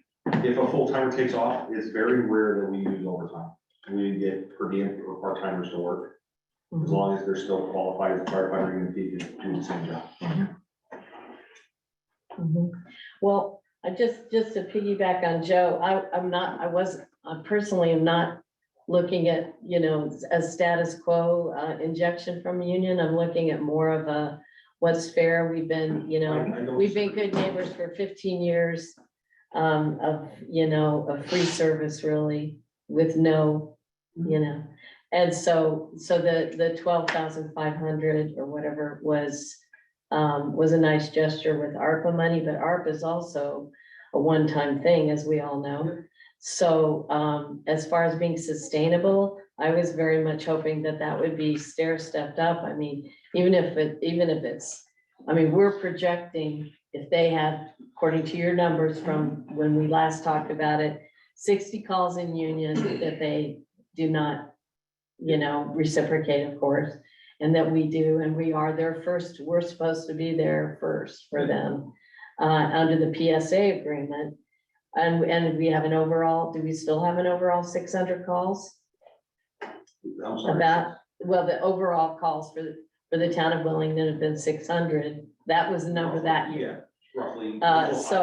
So, How we, much? you know, we were figuring it. It's over 600. I don't know the exact number off the top of my head. We were figuring, well, you were gonna get us some updated numbers on calls and things like that and the mutual aid numbers and stuff. But anyway, it's size of town, you know, number of calls, it's pretty much a 10% gain. Our budget is now, your request is now up to 670,000. So that kind of puts the nut at 67,000. So that's increasing. I'll be happy to get to something closer to 50 because that was the original projection. I realize Pete has thoughts about this. I know because you weighed in about this before. You weren't sure it was simple math. We went at it in several different ways. There's so many different ways. We actually took parts of, we took maintenance costs and Yeah, the there's cost so of many the different ways. ambulance, not just the payroll. I agree. And we factored that in. Now we've got a second ambulance, you know, if we actually costed that out, it's even greater, but it was, you know, an ARPA gift. So the second ambulance, so that's different. But we've still got one part of the increase in your 12% increase in the FD1 budget is 5,000 of it is maintenance on the new ambulance, the new used ambulance. So the second ambulance. So there are costs that are gonna, you know, contribute to budget increases. So I guess I'm just saying, I know I'm kind of beating a dead horse with the union thing, but I think we've been more than patient as a town. And I feel like something's gotta give, and I'm seeing that you guys are negotiating a very similar thing between Stafford and Summers, and I don't know what the outcome is, but it sounds like, or what, if you've reached a solution, but it sounds like it's gonna be an ongoing expectation that Stafford pays Summers. Well, and yes, so there is, but it's part of the bundled billing agreements for paramedic. Same like we do with contracts every year with Wyndham Hospital. Okay, How many full timers does Collins have? 8. 8, They're budgeted for 8, they have 7. Currently. and they Not have, including- they have no overnight? Not No. including administration. Well, that sounds like a scheduling problem on their end. well, It's not- not just that, Pete, because we gone to 51 calls there. I bet you anything, if you looked at that, it would be overnight calls, a lot of them. Yeah. Right. And it comes to 7 here. Yeah. So why don't we just have overtime why don't we just have overnight full time? And let the day go to Talent? Because they're too busy during the day, because they're in. I would guess not. I mean, don't you understand that it sounds weird? How does it feel comfortable to you all? How does that feel comfortable to you all? You guys on this side of the line have been kind of quiet. Do you want to weigh in on anything? Christina, do you have any comments? Jim? We have some information requests outstanding, right? So. I'm new. Okay, I think, Well, I will ask one question. So we have 4 full-time Yes, sir. and they overlap completely. It's paramedic and Firefighter EMT. firefighter, excuse me, paramedic, you're right. The rest of the makeup is Per diem part. per diem part-time. How many people do you have doing that on town paid? 10-ish. And you also have a volunteer base? Yes. And our volunteer base is growing, but not on the EMS side. Okay. Thank you. so just to make sure that people understand this, just a moment for a little, public service announcement or another kind of PSA. The difference between ALS and BLS is colloquially called the difference between life and death in some cases, because ALS with a paramedic allows medicine to be administered, allows a tracheotomy if that has to happen. Anything sort of invasive like that, an IV or whatever. BLS can handle all the Good Samaritan stuff like an EpiPen and antidote to fentanyl and all that stuff, but not administering any medication really other than that. Is that correct? There's three or four medications that we can provide. We do EKGs to be able to. Right, to tell if someone's. Yeah, but that's, Oh, yeah, and of course you can do defibrillators and everything, yeah. Right. Okay, I just, just so people understand, so then it's determined during the call or during the dispatching of the call. Yeah, But that's why we whether use to the get a regional- paramedic there, yeah. Right. Well, that's why we use the regional paramedics, when the hospital, Rockville Hospital, Mhm. Summers paramedics, because they are so expensive.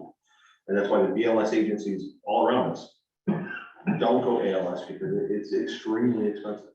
Is Tallinn BLS? BLS. Okay. UConn's still. UConn's BLS. Mansfield, BLS. That's hard to believe, isn't it? All their EMS people are paramedics that are not allowed to act as paramedics because they're BLS or. Wow. And they Okay, don't want to pay them as paramedics. well, anyway. Thank you, Alex. Thank you. Other issues? So I think we should talk about the other budget revises we got, maybe.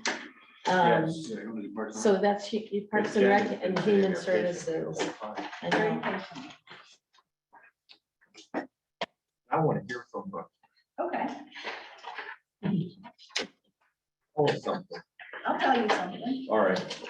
So, the revision that you guys received was basically for, the summer camp line. So what we had done was, with the original submission, we had put the ARPA infusion under expenses. And we had changed it around and put it under revenue because it's toward the, Donna, can you help me explain this? It's toward the fees, right? Yes. So, so we put it on the revenue side and that lowered my ask from the town. Like that. Yes.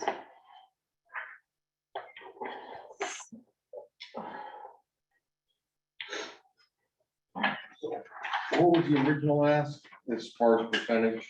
I think it was 34. All right, I'm on the wrong line. It was 34, now it's 28. Something like that. It's now 24.5% increase. The ask is $68,404. All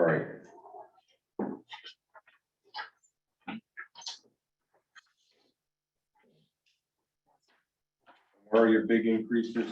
The person The for, summer camp and the senior center coordinator. all right,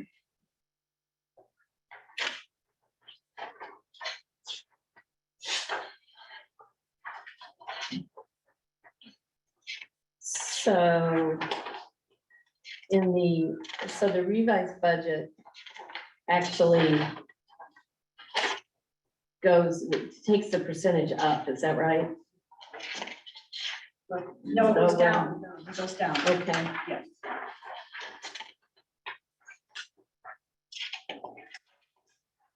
Okay.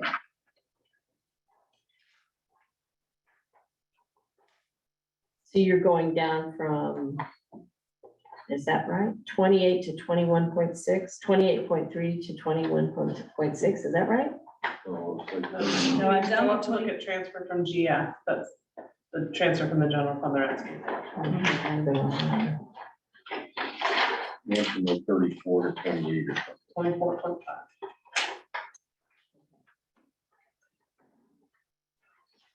And the reason for the summer camp is because of wages.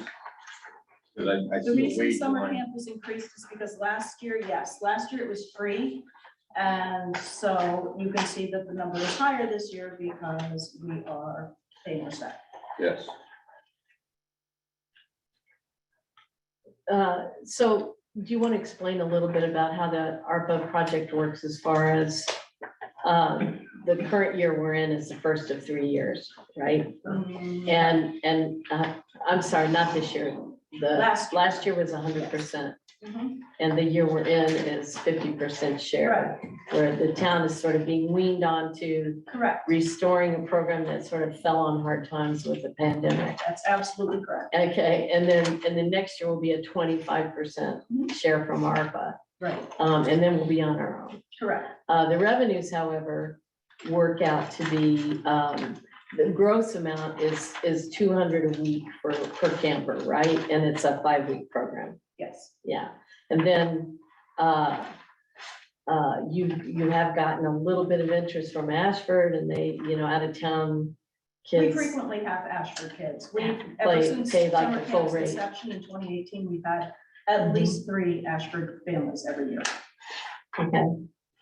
So that's, so it's, the hope is that it will sort of rekindle the habit of summer camp in town. And that once we're sort of weaning off, the revenues will meet the costs. Do you expect that to happen? I mean, does that sound like? I think that sounds very doable. We've had a significant interest in summer camp already. We've had probably 20 people register. So, Okay. yeah, I was think it's coming back. curious about how many of them go for all 5 weeks, most everybody. really? Some people will take a week off because that's their family's vacation or something like that, but most of the time they go the whole time. And sometimes kids start out just going a week to see how it is, and then they just love it. So they take all the weeks. Okay. Parks and Rec have anything to say about that? Okay. Go ahead, anyone? Christina, did you have some questions about the summer camp revisions and the? Well, I did, and then, but I think they answered it. Okay. No. Any other questions on the board about the human services budget?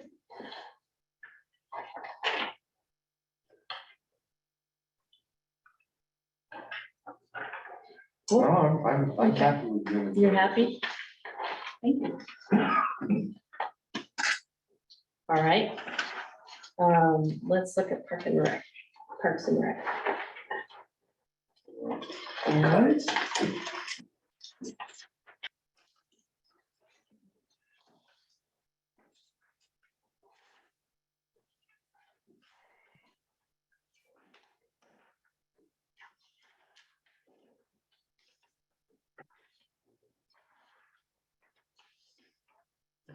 all right, I think.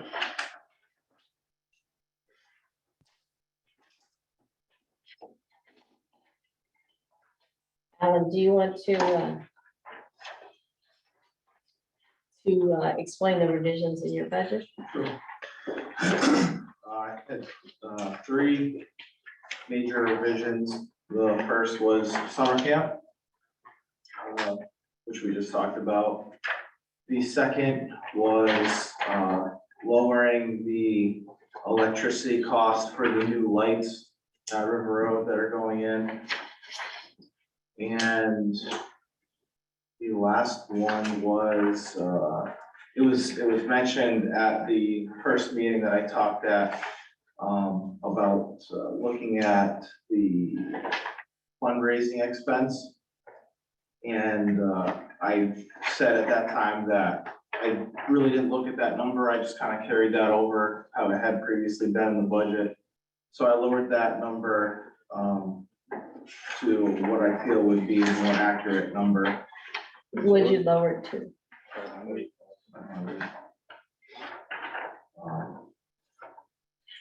And those three revisions ended up altering the transfer from the general fund to a lower amount of money than what was requested last year.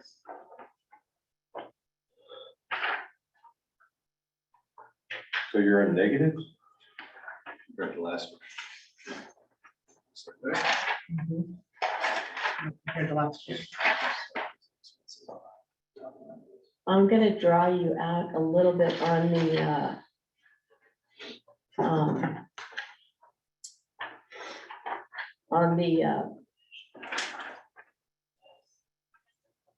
fund balance. Because, you know, I know there was a question that was asked the last time, and you may have it this time, and you have someone from the commission with you. The 13,000 for the Lions Club scoreboard behind this very building that we're in. Do you guys know did you have any more details about, there was quite a few questions about the details of what kind of sign and, you know, what's the. Well, the information update that I have is, we elected to try and get the exact same sign that scoreboard, I should say, that we have at River Road. So I looked into finding out exactly what that was. I looked it up. I think it's $5,000. I think that's the number that's coming to mind for the cost of that scoreboard. And then obviously you would have the installation cost as well, when that's not very cheap either, because they have to dig tunneling, you know, into the ground and then run the electricity over to that area as well.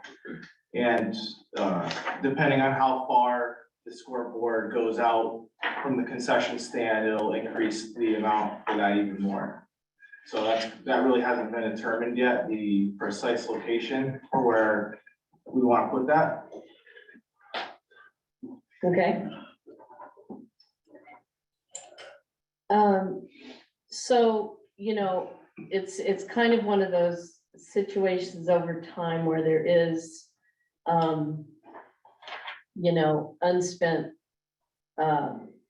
I know that you bring in revenue, and I understand the whole, you know, the Parks and Rec budget is different in the same way that some of the other budgets are that have revenue attached to it. But it does look like there's kind of, and I know you have repairs and everything, but you do have an accumulated balance that's, you know, that's in a miscellaneous account at 36,000. And, you know, so there has been like a reserve there. And you know, while you've taken it down enough this year to alleviate having a big increase, that over time has, you know, meant some bigger increases in Parks and Rec. So I'm just kind of questioning that a little bit, even though I know that the commission and you have plans for doing something with that at some point. you know, here's the thing about COVID and the impact on sports. You mentioned at your presentation, a lot of sports were, you know, participation was kind of anemic, and that's kind of what you guys have been working on with the summer camp project and everything. But you referenced that there were some things that were starting up again, the trips and some other things and things that you had in mind. But we didn't see a lot of detail in the presentation about what's replacing, you know, the line items for programs that you're saying are kind of anemic now. So, or have been until maybe we're coming back into the light a little bit here, but.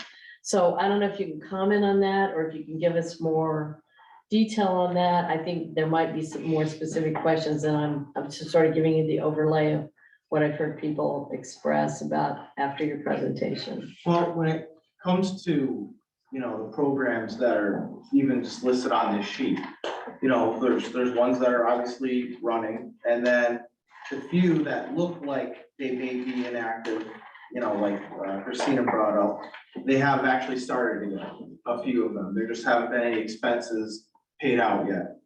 The bus trips, that is planned, but hasn't run yet, which is another reason why there's no money taken out of that account or gone into it. Yoga started up, at the time that I had the first presentation, we had scheduled for an art class to start up. There was a health concern with the instructor for the class, so we were forced to delay that for, you know, possibly till next month, you know, but we're hoping that that is gonna start up again soon. And then a few of these other ones, boating, you know, I looked into that. I tried asking, you know, local fishing game club about that. They weren't interested in that. The babysitting course is something that the commission has told me that they want to start up again. So that's in the works. I talked to someone who sets that up. That's a spring thing. So when I talked to that person, it was, you know, still in the dead of winter. So that's going to be something that hopefully we'll be starting it again this year. So that's a lot of the programs that are listed on here is kind of what I just said. Well, I'm always looking for new things, you know. I came up with another idea to maybe have a fishing program. Again, you know, there's a lot of, I may think it's a good idea, but that doesn't mean other people think it's a good idea. So sometimes it's hard to get things started, you know. But I'm always open to ideas, and I tell people, you know, if there's enough interest, we can do anything, you know. If I have one person come to me and say, you know, I want to do ballet, I can't really do anything with that unless I have a, you know, I have to have enough people that actually want to do that, you know, so I kind of have it out there, you know, to the people I talk to, you know, if you want to do something, let me know. And if we can get a group of people, we can run something. Okay. Other questions from the board or from members online?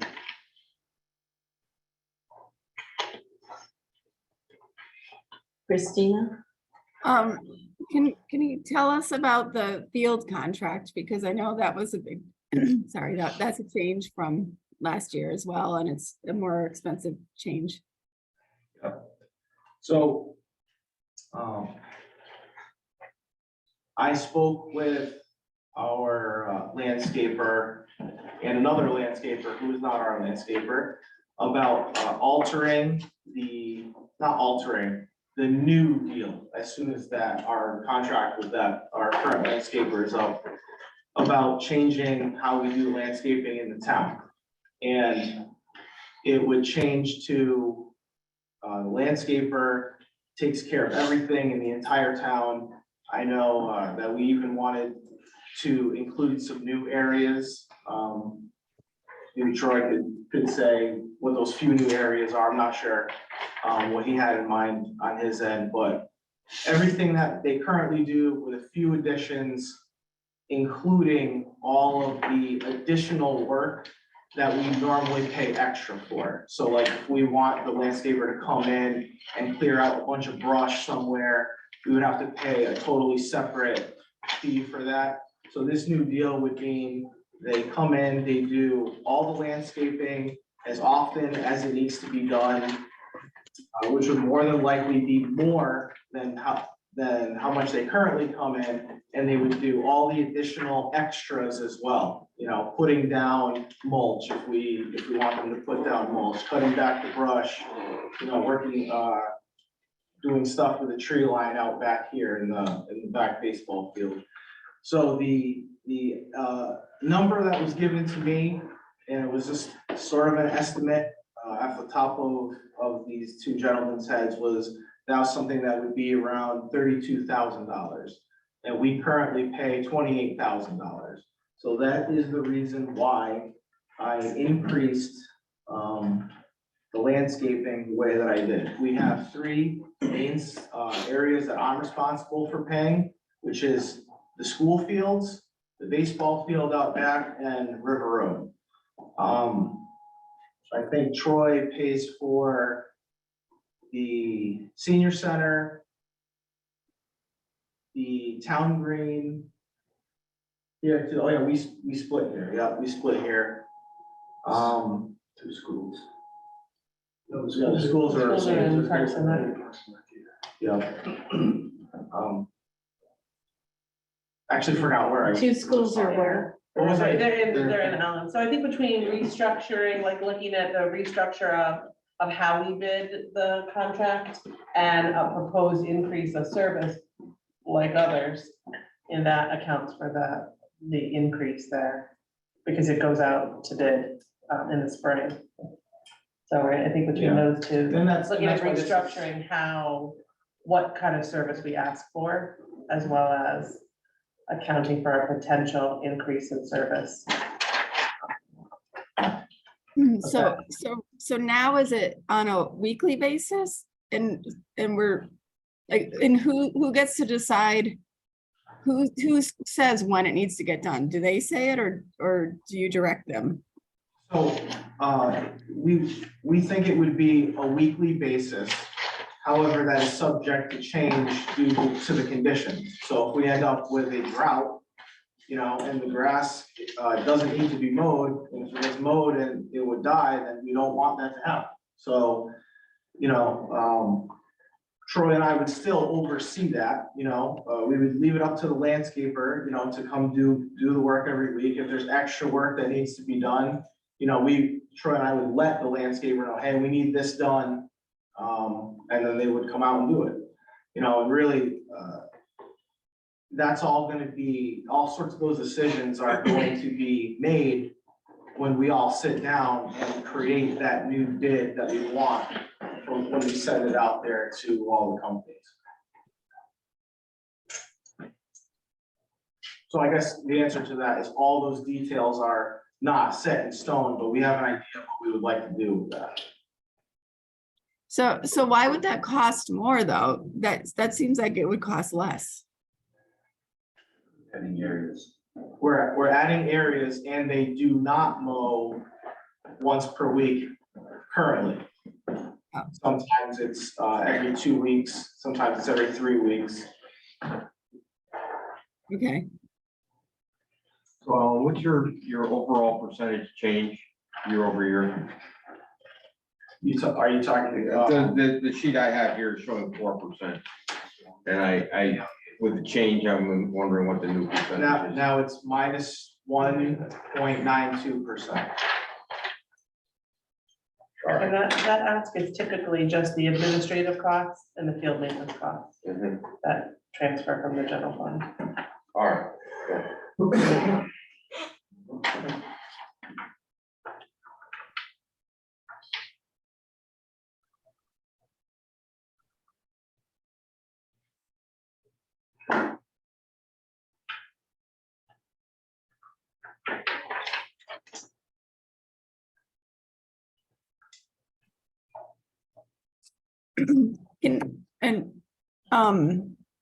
Can I ask another question? Sure. Just about the fund balance, I think you already touched on it, but what are the plans for that? I think it's $40,000. That's So we have a very long list of projects that some of them need to be done, some of them we would like to be done. It's difficult to assign a value to each project, and I'll give you an example of that. I just spoke with the sign company today. I don't know if any of you noticed, but the entrance sign at River Road Park is in very, very poor shape. The guy who put it in said that's the original sign for when the park was built back in 2004. So this is like some of the stuff that I'm talking about with like things that need to be done. I mean, that sign is ridiculous. It needs to be done. And he said it could be anywhere from $2,000 to $8,000 for a sign. Again, there's a lot of factors that go in, the materials used, you know, how the posts are going in, are they just going in the ground, are they going in cement? There's a lot of factors involved there. But a lot of these projects that we have are kind of like that. So it's difficult to get a price. But a lot of them are regular maintenance that needs to be done to Hall's Pond, to River Road. Then we have additions that we would like to put on, and exploring, putting a water fountain and sink down at River Road Park. So we have a well down there, but the water, we don't know if it's drinkable or not. It needs to go through a very rigorous test. And if it is not, then we would need to put in a water filtration system. So something like that is extremely expensive, but it would be an amazing thing to have down at the park. I think every resident would agree with that. A lot of people go down there. It would be good for people down there to get a drink at a water fountain, so we can have a sink down there. There's been, in the past, there's been Wellington Day there, and people have needed water. And it's a big problem because it's not drinkable water, it can't be used, you know? So that's just an example of one of the things that we'd like to do, and something like that costs a lot of money. You know, so right there between those two jobs, you know, you're potentially looking at anywhere from, you know, $8,000 to $15,000, something like that. So the money goes very quickly when it comes to jobs like that.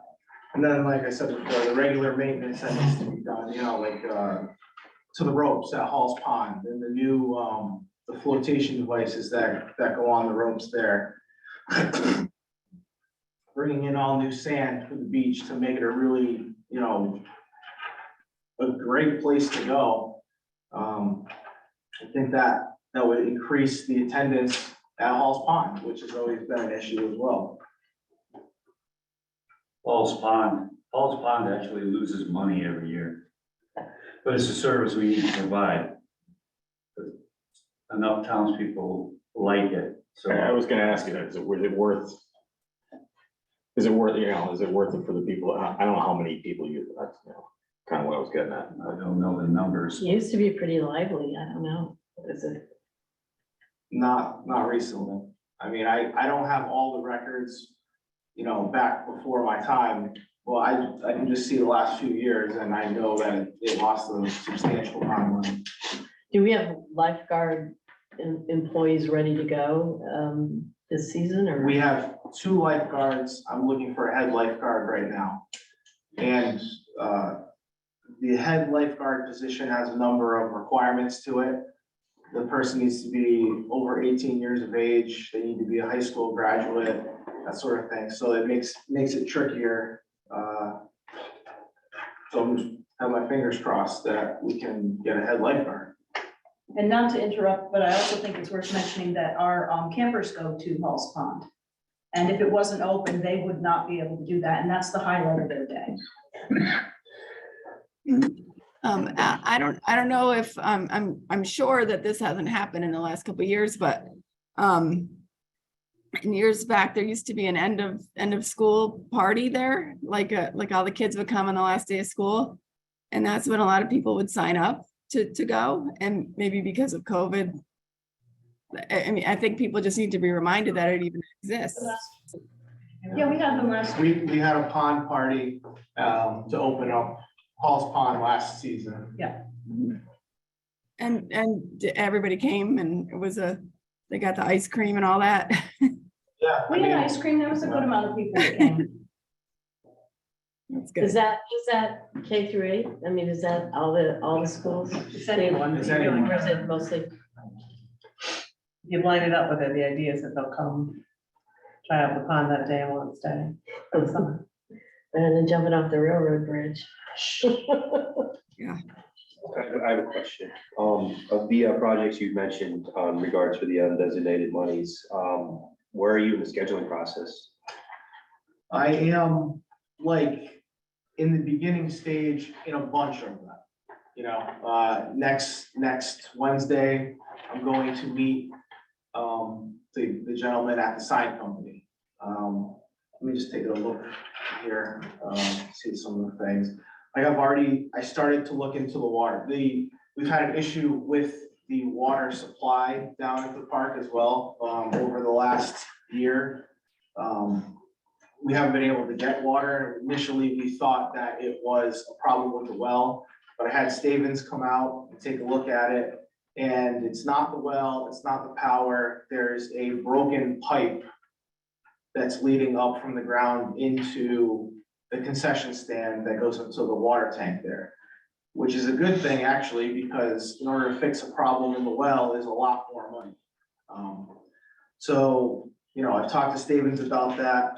I talked to the town engineer about the drinkable water filtration process. I've talked to a rec company that's in town that has the water fountain sink, water bottle filler combo thing that we were looked to put in. I called Atlas Fence Company and I'm hoping to meet with them. I've talked to one individual 3 times who says he keeps trying to get out, but that person was gonna look at putting the upper part of the baseball fence out there and repair or replace the parking lot fence at River Road. You know, so there's some of the other things that I wanted to put down at the pond as well, more inviting things. I was a suggestion to possibly look into putting in grills at Hall's Pond. I would like to put in a tetherball, possibly some other things like maybe a floating water slide, that sort of stuff. Again, all these things would help draw people in. I'm still at the beginning stages of that. I reached out to the insurance company about putting that sort of thing down at the pond. I looked at the pond lease. And now I have information about additions, replacements, modifications to Paul's Pond because we don't own it. So now I know about that. Once I hear back from the insurance company, then I was going to move forward with talking to the landowners to see what they would think, because ultimately it comes down to their decision on alterations to the pond.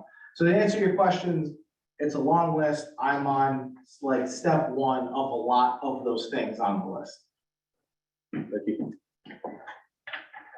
Did you answer the question, Ellen, about why the assistant rec director wages are going up 8% versus So the, I think that's a step It's a increase. step and. oh, that's right. Thank you. Okay. Any other questions for Parks and Rec? Okay, thank you.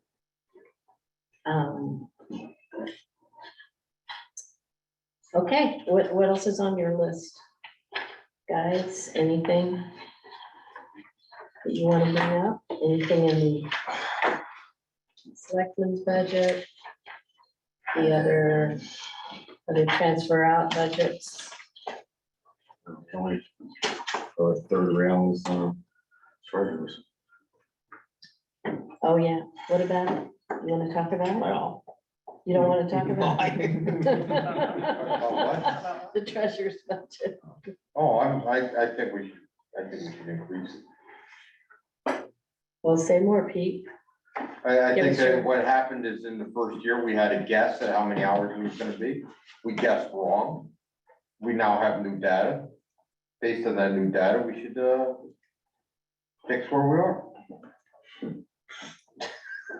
I don't, Yeah, I I mean, don't it's have any more logic than that. Yeah, I don't think it's an increase that's sort of like, It's not You an know, I increase know per that hour, there's- it's an increase in hours, and it's because hours we didn't know existed. there are elected officials, you know, that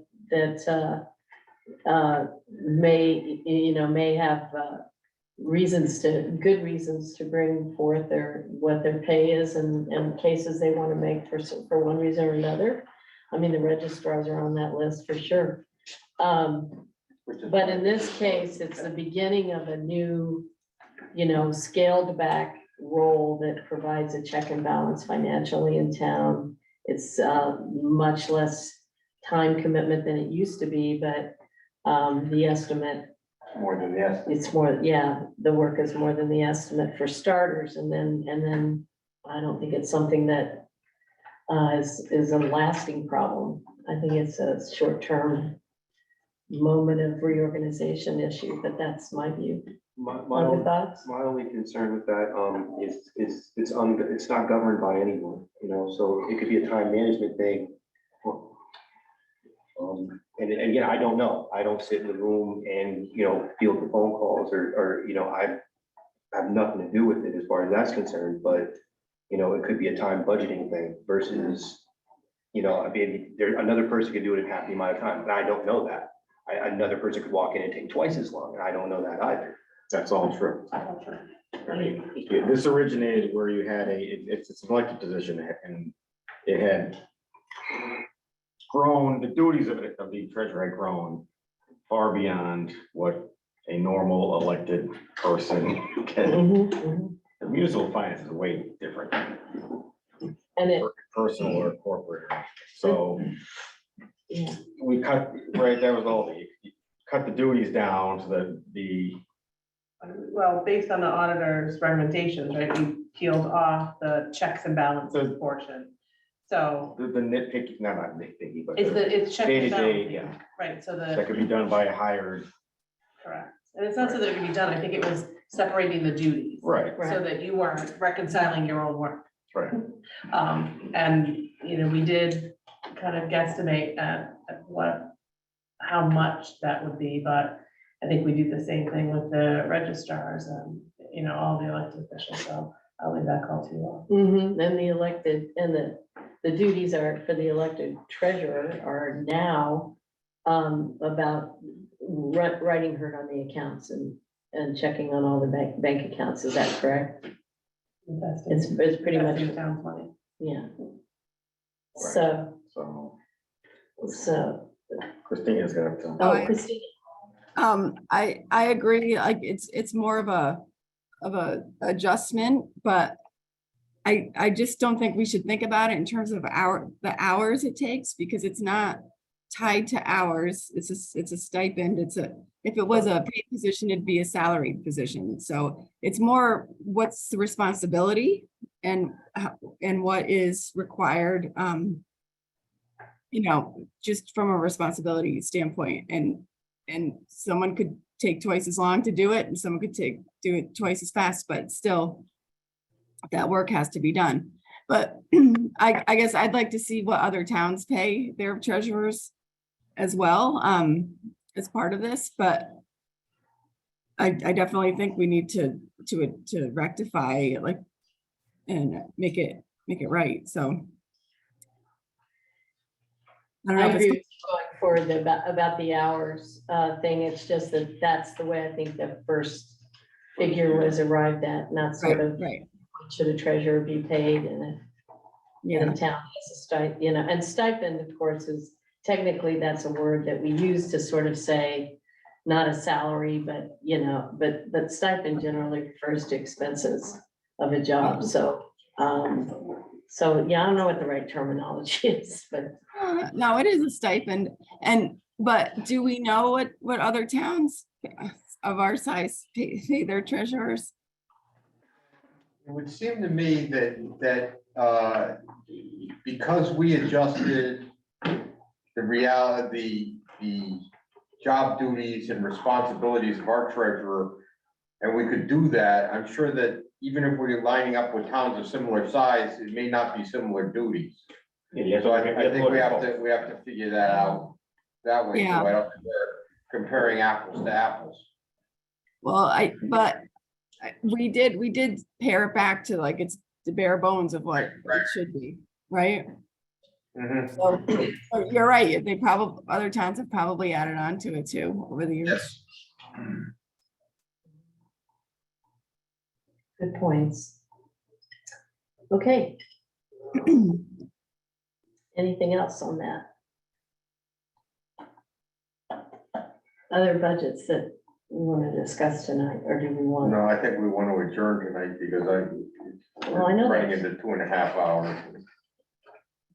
I think 2 it's- hours and 15 minutes. I mean, Jim? we got a lot of outstanding information requests, and those are the ones I kind of want to hit on. So not tonight necessarily, I'd rather wait for that to come in and have a productive conversation, so. Okay, are there, Can I ask, I mean, are there certain departments, because I got no requests? So if you're looking for something from the selectmen's budget, none of it was directed to the selectmen. We just sent that, I sent it to you. we, well, I mean, the things that were, I think, some of the issues were concerns about, yeah, I mean, we could ask about a couple things. That, you know, were more about contractual agreements. And I will say those are, you know, what contracts are you talking about? Well, for instance, what is the situation with the building official? So we have job? a 3-year contract with Bolton, Mhm. and we contract for, it's just over $3,000 a month for 12 months. That works out to be the $36,000 you see and change in our budget. That's for 13 hours a week of a building official, and also 24-hour on-call emergency, and that meets the building code. And so we received that service from the town of Bolton. We've had no issue with that. Okay, but They here's, have some changeover happening over there, but it has not affected our service within the contract. okay, but I guess the question is, since our part of the contract, it's Jim Rupert, right? Who's our Well, we building official? contract a building official from the town of Bolton. So Bolton is in the midst of changing who their building official is. But Okay, we have access to the building official and the assistant. And so that has maintained throughout their changes that are happening in Bolton. We have not seen a lack in service. so who is our new building official? They haven't hired a full-time replacement for Jim, so I believe he's still doing double duty over there, but he's still acting here. And we also, Randy is the assistant over there, so a lot of times he fills in here in Wellington as well. And that's been the case. If Jim had been out, Randy would fill in. So we've not seen any change in service to the town of Wellington. So they're town employees for Bolton, both of them? That's correct. Okay, and so we subcontract with Bolton? Correct. Okay, so we're kind of waiting to see how this plays out. We're not sure. There's not a chance to revisit the contract since it's no longer Jim, who we all We kind of did not knew? contract Jim Rupert. We contracted a building official Right. from the town of Bolton, not a specific person. So if they change their building official, we're still receiving that same service. We're still receiving service of a building official out of the town of Bolton. It did not name a person. But before that, how long had he been serving for Wellington, doing building inspections and stuff? I don't have that. I mean, does it predate does it predate the contractual agreement we have? Did we always have a contractual agreement with Bolton? It goes back. Maybe Christina, I can tell you, it goes back into pre-2017, maybe 2014. Oh, yeah, it goes back 2012, maybe 13. 2012, I think it may have began. So the expertise and everything would be pretty much the same as what you're thinking as far as who they hire, that's who we, in other words, the purview of our contract doesn't change or anything. The cost of it doesn't change No, I have the depending on utmost who they confidence that they're hire. gonna hire a competent, trained building official. Certainly, if there were a drastic change in the service that we received, we would certainly be discussing changes, but we would still need a building official. So the dollars that we're asking you for would not change. Okay. Okay, and you haven't seen any problems with service or anything as far as building permits or building projects that are underway, having to wait or anything I have that. from that? Okay, thank you. And so moving on to other contractuals, I think there was concern, about it was, so like the contract with Demata, because it's two contracts, I guess. So EDC Okay. contracts for something, and the town contracts the service for planning and zoning agent. So two different entities, two completely different contracts. But again, we're asking you for funding for a position, and I would hazard to guess that planning and zoning would be asking a significant increase, as would the selectmen's budget for insurance if we were to change the method of service that we provide. Well, my bigger concern, I mean, I guess we can do this now, but it's two separate contracts. Well, actually, I don't even want to get into this now if you guys are ready to, if you guys are. So it's okay with me. So we haven't seen the EDC contract. I have requested that because I want to see what that commitment is. Who did you request that from? Wherever it went Yeah. to you and wherever you sent it. I asked for some information from the business office on that, but I Well, would some think, building history for the past few years, because I understand that those are written as not to exceed contracts. And So I if it's a would- flat billing rate. Again, we're talking about different things. The contracting doesn't happen from the Board of Finance. Yeah, The service, we're asking for funding for a service. correct. So I'm trying to if understand you what don't we're believe getting that for that service, the funding, you would Understanding. need to increase the funding if we start looking at a different form of service. I'm gonna be, real. No, with you well, here. let's take one at a time, EDC. Right, that's a consultant service, again. I'm trying to understand what we're getting for said service, because right now the EDC is barely meeting. And whether there's a value to that. Did you? I would EDC and encourage- Astrid, for example. their Reach out to the budget- EDC.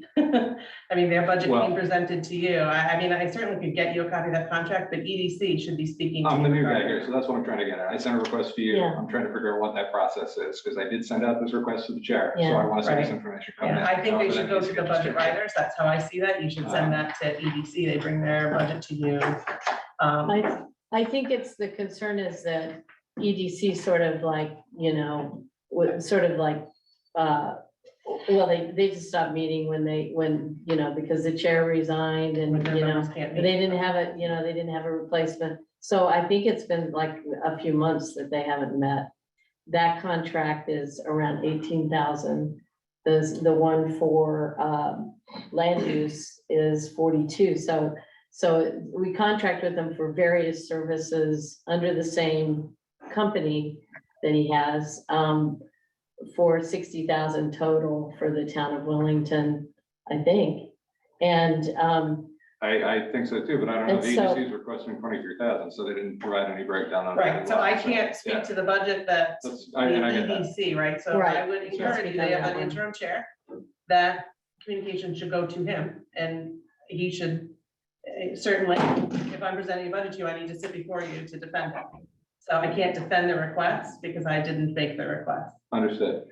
So back to planning and zoning then. So we did review that contract, or we looked at that contract on an hour commitment of 7 hours a week in staff. We now have and I understand the relationship. This is a carried over contract that we haven't evaluated in a number of years.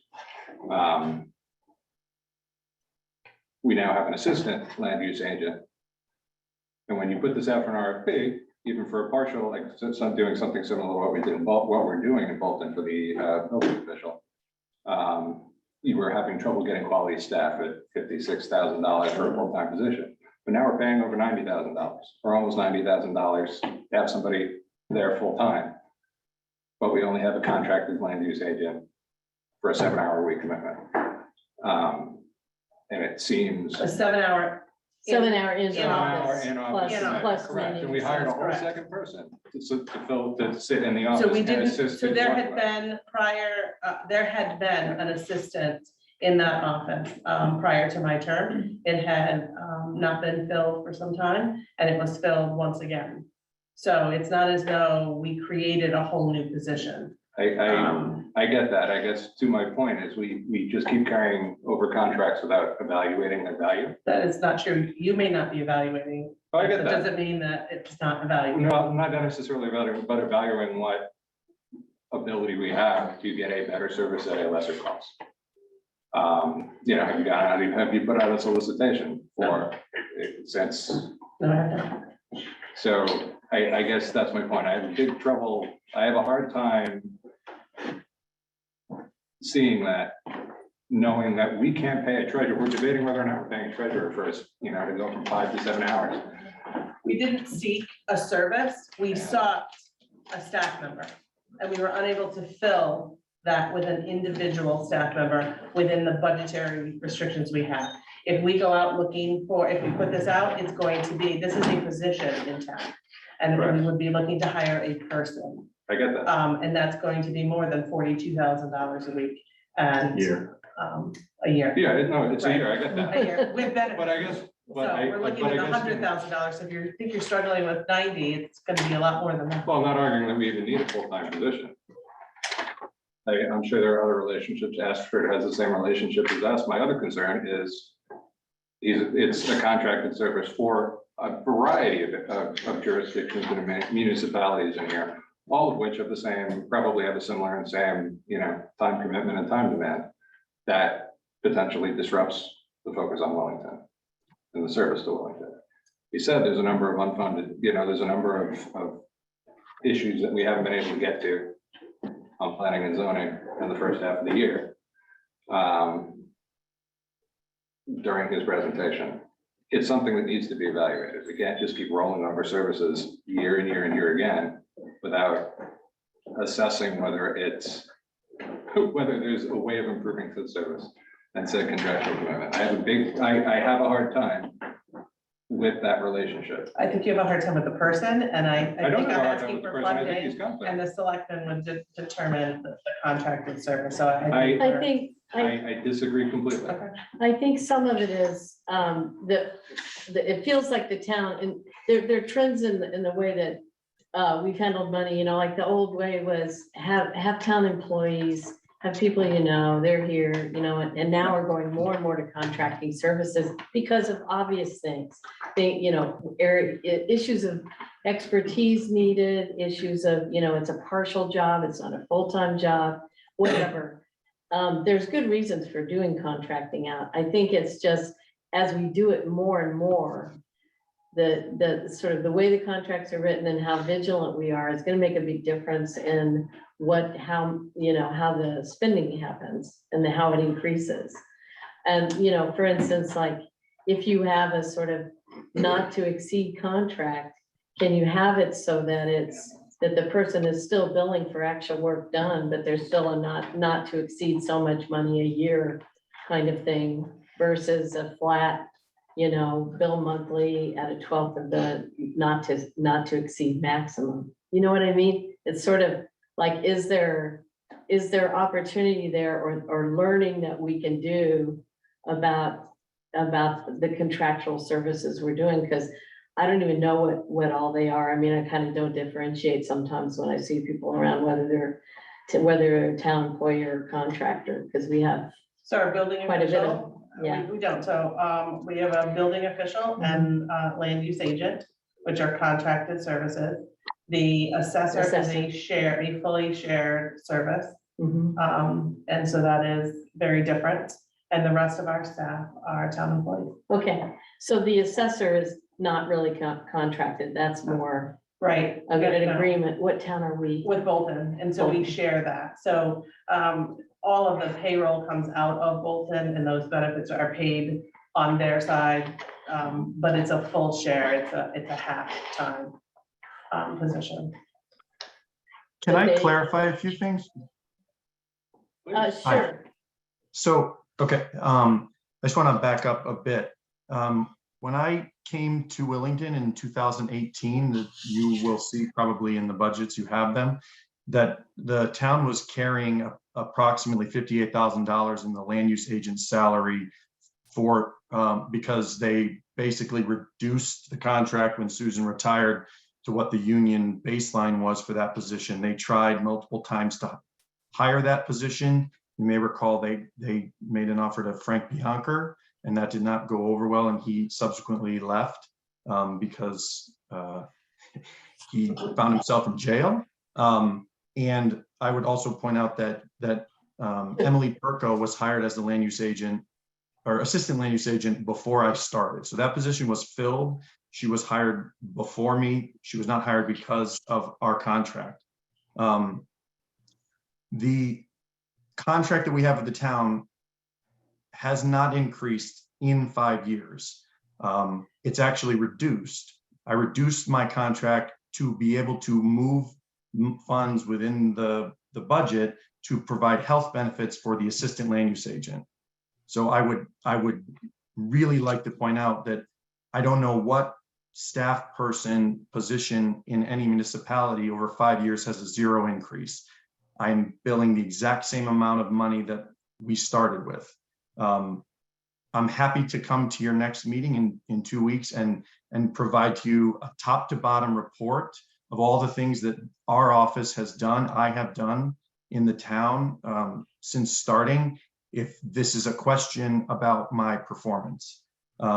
And the reason the contract is structured the way that it is because the work ebbs and flows, right? When we have a meeting cancellation, there's less hours. When we have 5-hour public hearings that's at a school and I have to carry a truckload of technology that the town doesn't even have from multiple buildings, those additional hours don't cost the town money. So when you're paying a town engineer, a town attorney, or folks like that, which the town contracts, every single minute that they're doing something for the town, the meter is running. Every single contract that we have with municipalities across all 5 employees, right? I don't do all the work in every town, is billed at this flat rate so that when we work with folks, when we need things, I'm sitting here right now, I'm on vacation with my family and I'm coming to you at 9:30 at night. And this is not costing the town money. So the reason we structure those contracts that way is for budgeting purposes and to make sure that if something comes up, it's not oh, well, do you have that in the budget? Let me get an estimate. Let me move funds from the Board of Finance, et cetera. So it's not as simple as the service is simply rolled over without being evaluated. I would also point out that there was at least a half a dozen people involved in selecting, going in the direction of using a consultant when we were originally hired, and Erica was not part of that process. It was multiple commission members from multiple commissions. Lastly, because the town of Ashford was mentioned, Ashford has the same basic scope, and they pay more money per year. Wellington is at 42,000, and Ashford is higher than that. Again, because I reduced the contract explicitly to be able to fund the position without increasing costs. How many, if I may, Mike, how many different municipalities are you the direct zoning agent or carry that, or do you serve the role and similar to what you're doing in Wellington directly? So in Wellington, I am more or less filling a department head position because I'm doing planning, zoning, and wetlands, and I'm not in that position in any other municipality. I do zoning enforcement or I do wetlands enforcement, but sort of the comprehensive stuff that I'm doing in Wellington, right? I'm training and managing the assistant land use agent, looking at, working on these budgets and everything else. I don't do that in any other community. Well, how many are you direct, how many municipalities are you the direct primary point of contact for? And you're contracted through your contract with Tyke? How many? So your contract with Tyke with other municipalities, how many of them directly name you as a primary service provider?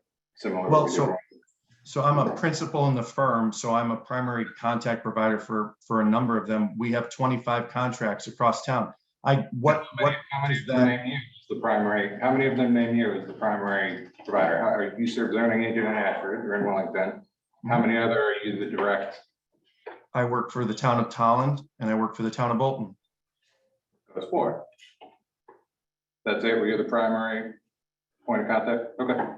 Are you trying to establish whether or not I'm just trying to understand, because we have a 7-hour commitment, that's the contract. You do not have a 7-hour commitment. You have a 7-hour contracted office hour commitment. I get that. Plus all the meetings, et cetera. And if you were in 7 different municipalities, I'd say that's a bit of a stretch, to manage all effectively. You're in 4, that's great. It's an easy answer. I'm not trying to go into it any more than that. But still, to my point, for the type of payroll and for the type of contract we have, I would hazard a guess that we could maneuver a more permanent solution as a staffing, as a paid employee of the town that doesn't necessarily also contract separately through another service. It's just a lot to take. It's a lot to take on. I feel like we're just maneuvering, we're rolling these contracts in one after, year over year without evaluating. And I get that. And I appreciate the fact that we tried to compensate for the fact that now we have somebody back on full time that is assisting you. So you're willing to take, yes, it's a benefit to you. There's less service hours or less impact in your off hours or non-office hours by now having Chris on board, as the assistant land use agent, because he can fill the desk and go out on site. There's a lot of the stuff that you would have had to do. So that's not at all the purpose. The purpose of having Chris in the office is not so I have less work. It's not so that. It's to have somebody there to be able to, assist people when they come in, et cetera. That position was already on the books. It was already there. Position was already there and it was just shy of the number of hours it is currently. So the person who retired previously. That was Susan. Yes. How many hours is she on? What was She her was full-time. She was the full-time zoning agent. And how? Okay. Probably 30. And then while Susan was here, she hired Emily. She was salary 35. I'm going to assume it was a $58,000 position. Oh, she was more than that. Yeah, more than that. Plus benefits.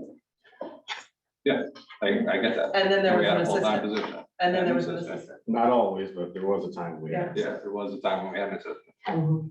But to my point, we're up. I think it's just, I don't want to beat a dead horse here. I think these things are things that need to be evaluated from time to time. I would like to see what the commitment is to EDC, but I think we can request that through, I guess, who is the acting chair over there now? Is it Matt Clark, isn't it? Matt? So Yeah, so you can push that through. right. Thank you, Mike. Thank you, Mike. Please go back to your vacation. Yeah, if there's information that folks are interested in, it's hard for me to pause myself for 2 weeks and try to be in a position to provide the information. I keep hearing that we should evaluate, but my understanding of how this process works is you're looking at those costs. If you think $42,000, which is that flat rate that has been since 2018, which was agreed upon by many people beyond just Erica as being the most appropriate thing for the town, is not the way to go. There's not going to be a savings found there. And I'm not trying to be rude when I say there is no other agency, firm, or person in Connecticut that you are going to be able to find a contracted planning, zoning, wetland grant whatever service for it. There are no people. This is not a service that is provided, period. So I guess the thing that I struggle the most with is we talk about evaluating the contract, but really there's no alternative. So the only thing you can do is you can take the budget back 5 years, you can throw the salary back to 60,000, add $25,000 back to benefits and try to hire that position out. But there's no alternative within the consulting line. So I'm trying to provide the information that you folks feel is necessary. But it's hard because it feels like the only way to really get past the issue we have here is if my name is no longer associated with the contract. That's not true at all, Mike. That's not what I'm getting at all. And I'm not asking you to evaluate your service or need. I'm questioning whether the town should evaluate that procurement method and evaluate what is available from a staffing position versus a consultant service. And I get that. So what is the rationale behind it? How are you getting to this point of feeling like a service that has been provided for 5 years, that has not increased a penny? And as far as I'm concerned, not one person has expressed an issue with not being provided timely service, quality service, service that is in compliance with statute, case law, regulation, etc. Not questioning your service. I never said I was. So then why are we having the discussion? Because I think we can have I think we can get good service at potentially a, negotiated salary position. I think it's something worth exploring. I don't know whether we can, whether we can't. I think we haven't evaluated it in 5 years. I mean, I put out a solicitation. I think you've made an assumption that it's not something that I look at on a regular basis. And I think that's, you're wrong. And these are things that I look at. I do look at his contract compared to the work the service that we get from that contract. That's my job. And I do that. And if I thought that there were a better service that we could get in a more efficient manner, in a less expensive manner, it would be something that I would bring before both the Board of Finance and the Board of Selectmen. But we haven't tried. You know, I haven't brought you something because I have yet to find anything that would meet our needs in this area. Because I haven't put a solicitation out, the solicitation wouldn't be for a service. I am constantly looking. I am working with my peers across the state. This is an issue in towns our size who don't want to pay full-time. We don't want to pay $120,000 to someone to do this job. We found a relationship in Bolton for a building official at half-time, which a town this size, maybe all we need. But that gets us, again, somebody with the qualifications more directly related to us, that is a town employee rather than a contracted staff. And I think we've explored the issue. Thank you, Mike. I appreciate it. And thank you, Erica, for responding. I think we should draw this meeting to a close, but before we do that, could you all, I just want to add, Christine online and Lisa online, if you guys would look at the remaining budgets and questions you have, and let me know this week about areas that you think we should take up before we make our final call on budget 24. Things like put your thinking caps on, read through your notes, look through the copious paper you all have in who knows in what kind of disarray or organization, whatever, just and drop me a line because we'll be meeting here next week, same time, same station. And now, what's that? Yeah, tune in. I don't think we have anything to say about correspondence. You have it all on the table, right? Yeah. But I would like to end with present to speak. Earlier, I just asked that the questions that you're requesting from the budget writers, if we could please get those and I didn't get a chance to take notes tonight, so if you could send me what you're actually looking for, so that we can prepare and get it back to you before the next meeting. All right, and you're gonna get us the revise on the heat, on the fuel, Yes. did you say? Yes. Okay, I'll be up tomorrow. thanks. Okay. Anyone else online who want, present to speak? Okay, I'm not seeing anyone. Are you, Sam? Okay. All right, thank you very much for everyone and Move to adjourn. second, all in favor? Aye. All right, all opposed? Gee, none. Abstentions? Alan? You need to know how to get a hold of my Can I speak to you for just a second?